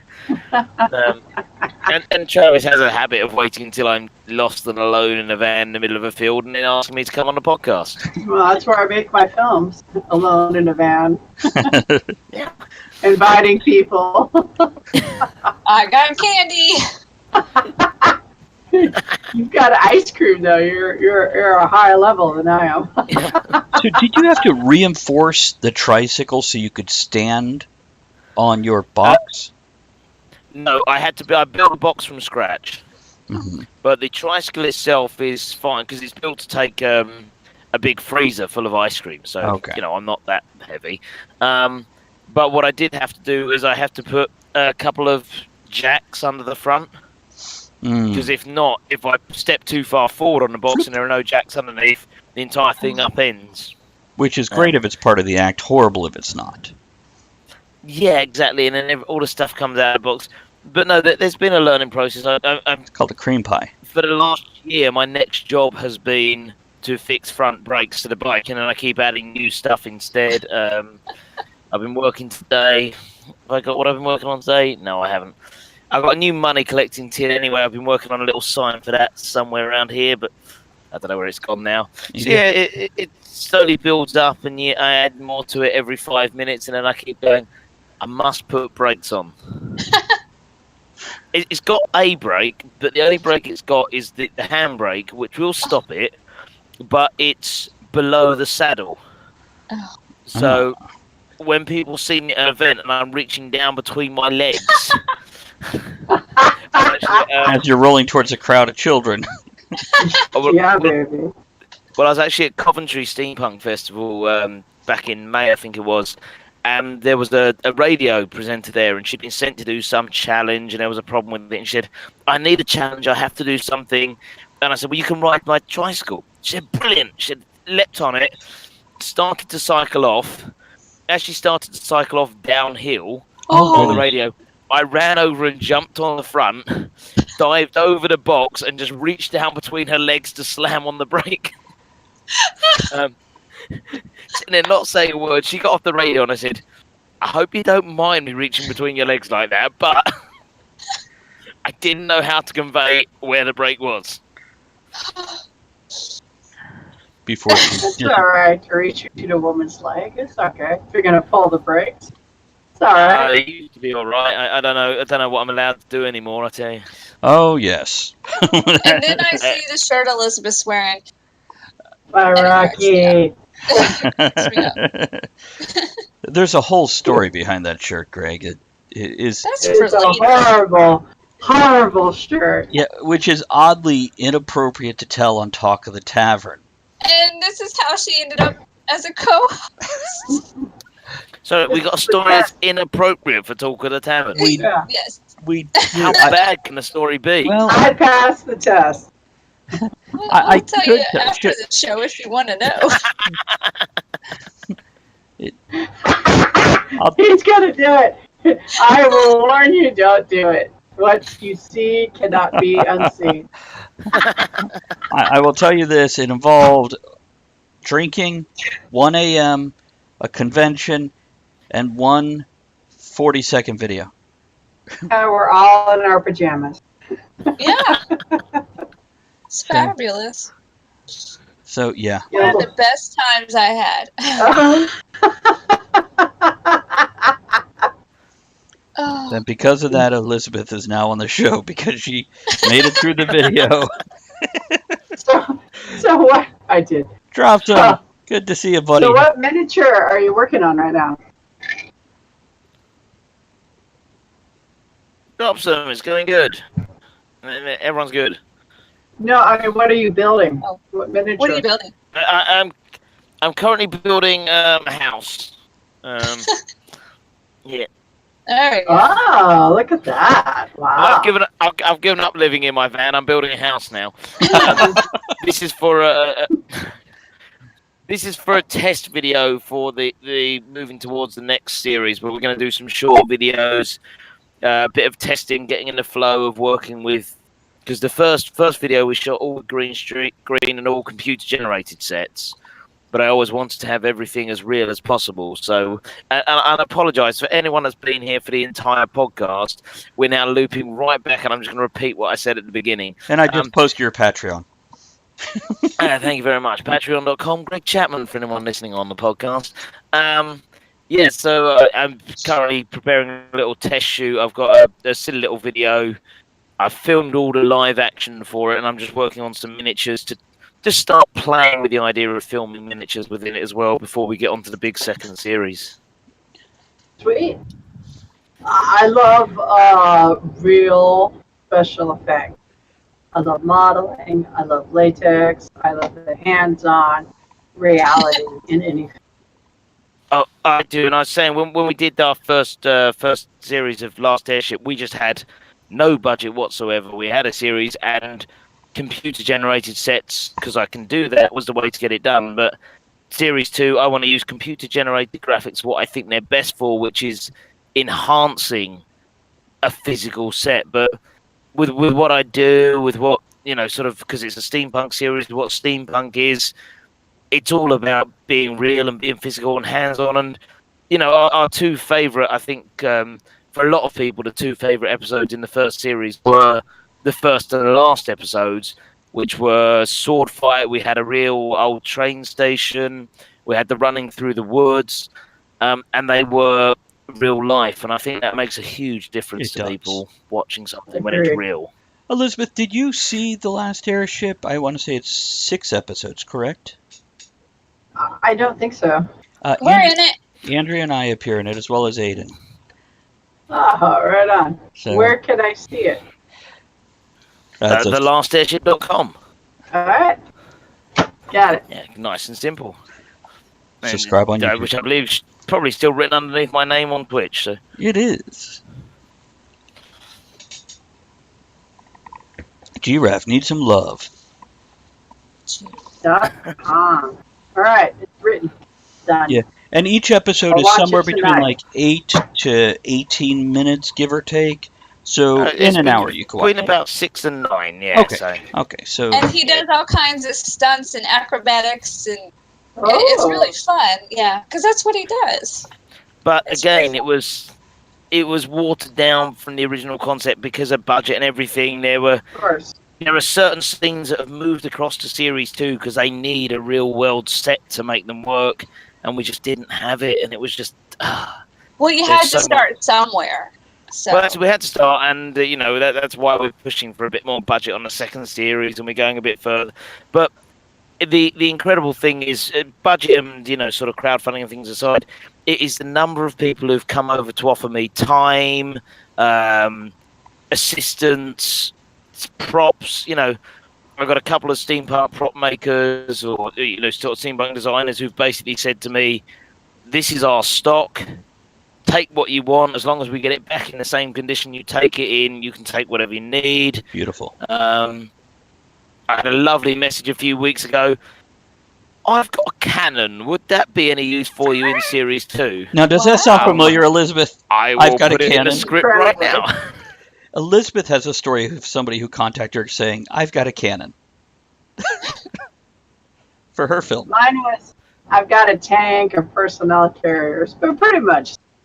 It's like, well, it's in there People now. are good like that. And people with massive weapons are so willing to share. I adore them. Are you talking about Ed, or are you talking about the movie? Oh, I'm talking about my movie. Sorry. So what kind of cannon? Did you shoot out of the cannon, or what happened? Well, we've not started filming with it yet, but it has a full-on firing medieval cannon, so we're... Oh. Medieval. We'll write it in the Wow. script somewhere. Yeah. We've anything in if it is offered to us, basically. behave. That's fantastic. It's just wonderful what people will offer up. Absolutely. So, are you? What are your plans with this? Are you putting them online? Are you selling these or these series? They just go up on YouTube. Wow. We just put the episodes out on YouTube, and basically it's all that sort of roundabout promotion thing of my shows. That's bottom line. What I do is shows, and I do the steampunk events, and the Last Airship helps get the word out and about. Greg and I One of the episodes. Go ahead, Greg. Finish up. Go on, Travis. I was going to talk about condensed histories. Greg and I met through the steampunk community, and he's been on the show various times, including on the infamous "Whose Line Is It Anyway" show. Oh yes. And he has a podcast called Condensed Histories, which is Condensed Histories. It's a brilliant, short, not terribly long, of him basically going, here's this moment in history, or here's this period of time, and I'm going to give you the gist of it in an entertaining way, so you can actually learn shit and not get bored. He also once broadcasted with us when we were talking, I think it's cryptozoology, and he was camping on the shores of Loch Ness while on the show. So. Sweet. And when we were over there visiting the UK at Kevin's, him and Flick came over, and he was on the show there. He was. Did you see Nessie? You'd have to listen to that episode for the full sordid details of what happened with me and Nessie at the end of the show. I was there. I didn't see her, but I was terrified the whole time that I would. Really? I didn't mind the Nessie episode. Yeah. It was the episode we filmed when these guys came over to the UK, and we all went round and we're trying to podcast, and Kevin just kept getting his snake out. It's true. These things happen on Talk of the Tavern. Oh, well, you know. Oh my goodness, we have 9 minutes left. We do. It's Does anybody need to plug anything before the end of the show? Tonight's game. Tonight?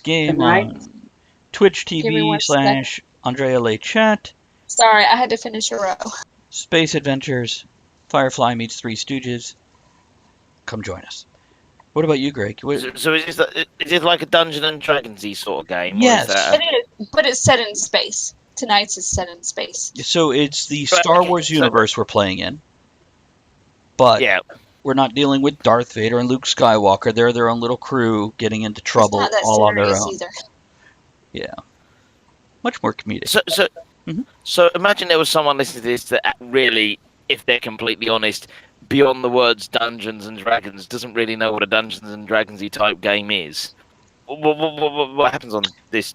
The beautiful thing about a role-playing game, tabletop role-playing game, not a computer one, it is collective storytelling. Each person plays one character in the game, chooses their actions, kind of dictates them in a storytelling style, and then one other person out of that group designates how everybody else reacts to them, as well as lays down the plot line that the players follow, etc. Which is always wonderful when the players go, that's an awesome plot line, let's go over here and do this instead. Yeah. Well, see, and the thing is, all the characters, it is great storytelling. It's like creating a story together. Sometimes you roll dice to see if certain things happen. Not so often. But the great thing about the game on my channel is the viewers get to have some input with what happens. So they get to participate also. So. There we go. Yeah, we include them a little bit so they're not just watching. They actually get to help decide on occasion certain One events. of our players, it is his first time ever playing something like this. So he's very new at it, which is fun because it is for pretty much anybody. So you can see all the different levels of players. And by the way, he's one of the members of the Steampunk Convention in West Virginia, VandaliaCon. VandaliaCon, yes. And by the way, Kennedy just said, I made a quick stop in New York City liquor store that was having a honey mead tasting. Hope it was good. Oh. I've always found mead much too Sweet. Yeah. Yeah. I think I've got a mead for next week. Actually, I was on the honey run last week, Kennedy, and I'm on the maple this week. So I think I've got another mead up for next week, though. Apparently, there's a mead event Sunday in Brooklyn. If I was anywhere near, if I was on the right side of the water, I would be there for a mead event. I tell you, I do love my mead. That may be the event I'm going to send him the link for because a friend of mine are going to go. I think that might be the one. Nice. Let me look it up. I think I'm done. My bottle's empty. Oh, that's a shame. I only come on as an excuse so I can say I'm not drinking alone. That's Very- true. Very civilized of you. That, come to think of it, might be all of our reasoning. I don't know, sitting alone in a van in the middle of the field drinking. It's Do you ever get harassed by the police or somebody? no, because I'm on a proper campsite. Gotcha. Oh. Okay. Well, there you go. Proper bathroom and shower block and everything over there. So Nice. I need to get one of No. those in the house. Oh my goodness. no, I very rarely get hassled by any authorities, even when I want to. There was one time, me and my younger brother, I was booked for a show in Guernsey, which is an island even smaller than the Isle of Wight, and we were travelling over there to do this show, and I was travelling over to the end, and we pulled off the ferry, and you've got this big buildings for customs, and most people are just being waved straight past, carry on past, and I looked at, and there's the guy comes out, customs officer, looks at this car, sees these two young lads coming across in this car, waves us into the customs shed, and as we're pulling into the customs shed, I just turned to my brother and said, "Oh, please let them search the car. Please let them search the car." Because I want to see their faces that moment they opened up this box behind me, and it's full of chains and whips and handcuffs. And unfortunately, they just said to me, "What are you doing?" And I said, "I'm performing some escapes at a show." And they said, "Carry on." It ruined all the fun. Oh. Oh, sorry. You're like, did you need to see the flammable liquid? It's Oh my. because you juggle lit torches, right? I do juggle lit torches. I tell you what, I don't juggle lit torches in the summer over here in England at the moment. We've dried out the ground a bit. We've had some nasty fires going. So this year, Oh. until it rains properly, I'm leaving those well tucked away. But yeah, as a rule, I juggle fire. Wise man. It's Nice. Who are we gonna raid today? Oh, that's a good question. I should look that up. But there's a cat on my mouse. Wow, that's crazy. Yeah, I know. It's no, I don't. So, guys, right before we're done with this show, hit up that Patreon for Greg Chapman. Every dollar helps. Let's get this next series made. Can I have my mouse pad, Giraffe? Please, thank you. Every dollar helps, and one off my next target. So yeah, whoever's listening to this, go on. And if you're listening to this and I've already hit my first target of 10 patrons, then don't forget we're only 15 off the next target. Go for it. You know, There you go. always Every another dollar target. helps. It does. It does. It's okay. Let's do that. Let's pop over here to see who's on. I see who's on my list. Who's on your list? Bonsai Baby, of course. She is always on. I don't think she sleeps. Well, we could pop over there, or we could do Madame Gandalf, or we could. Is Madame Gandalf on? She is. She's not on my list, and she should be. Let's see. It's any preference? No. It's all good. Well, Madame Gandalf has less viewers. We'll go with her today. There we go. So exciting. I'm tired. It is. It is. So let's do this, guys, as we're about to go out of here. Thank you for joining us. Appreciate it. Make sure you copy our raid call that I am posting right now. And we are heading out of here in just a few seconds. So join us tonight on Andre L.A. Chat's channel for our game and frivolity that follows with that. And then don't forget to join us tomorrow night, because Elizabeth is in that game tomorrow night, too. So that's a good Know it. Let's get some outro music here. Here, hold on. I'll set it up so you guys can actually hear it. How about that? Let's do this here real quick. Application window, or go to that. And share that. Now you guys can look at that. Okay. Thanks for joining us in the discussion shenanigans tonight. You are the one thing that makes the show what it is. Don't forget to join us at the tavern next week. Until then, have fun, keep learning, and be good to one another. Now, raise your glass in good cheer. Enjoy the small moments every day and steamy dreams every night.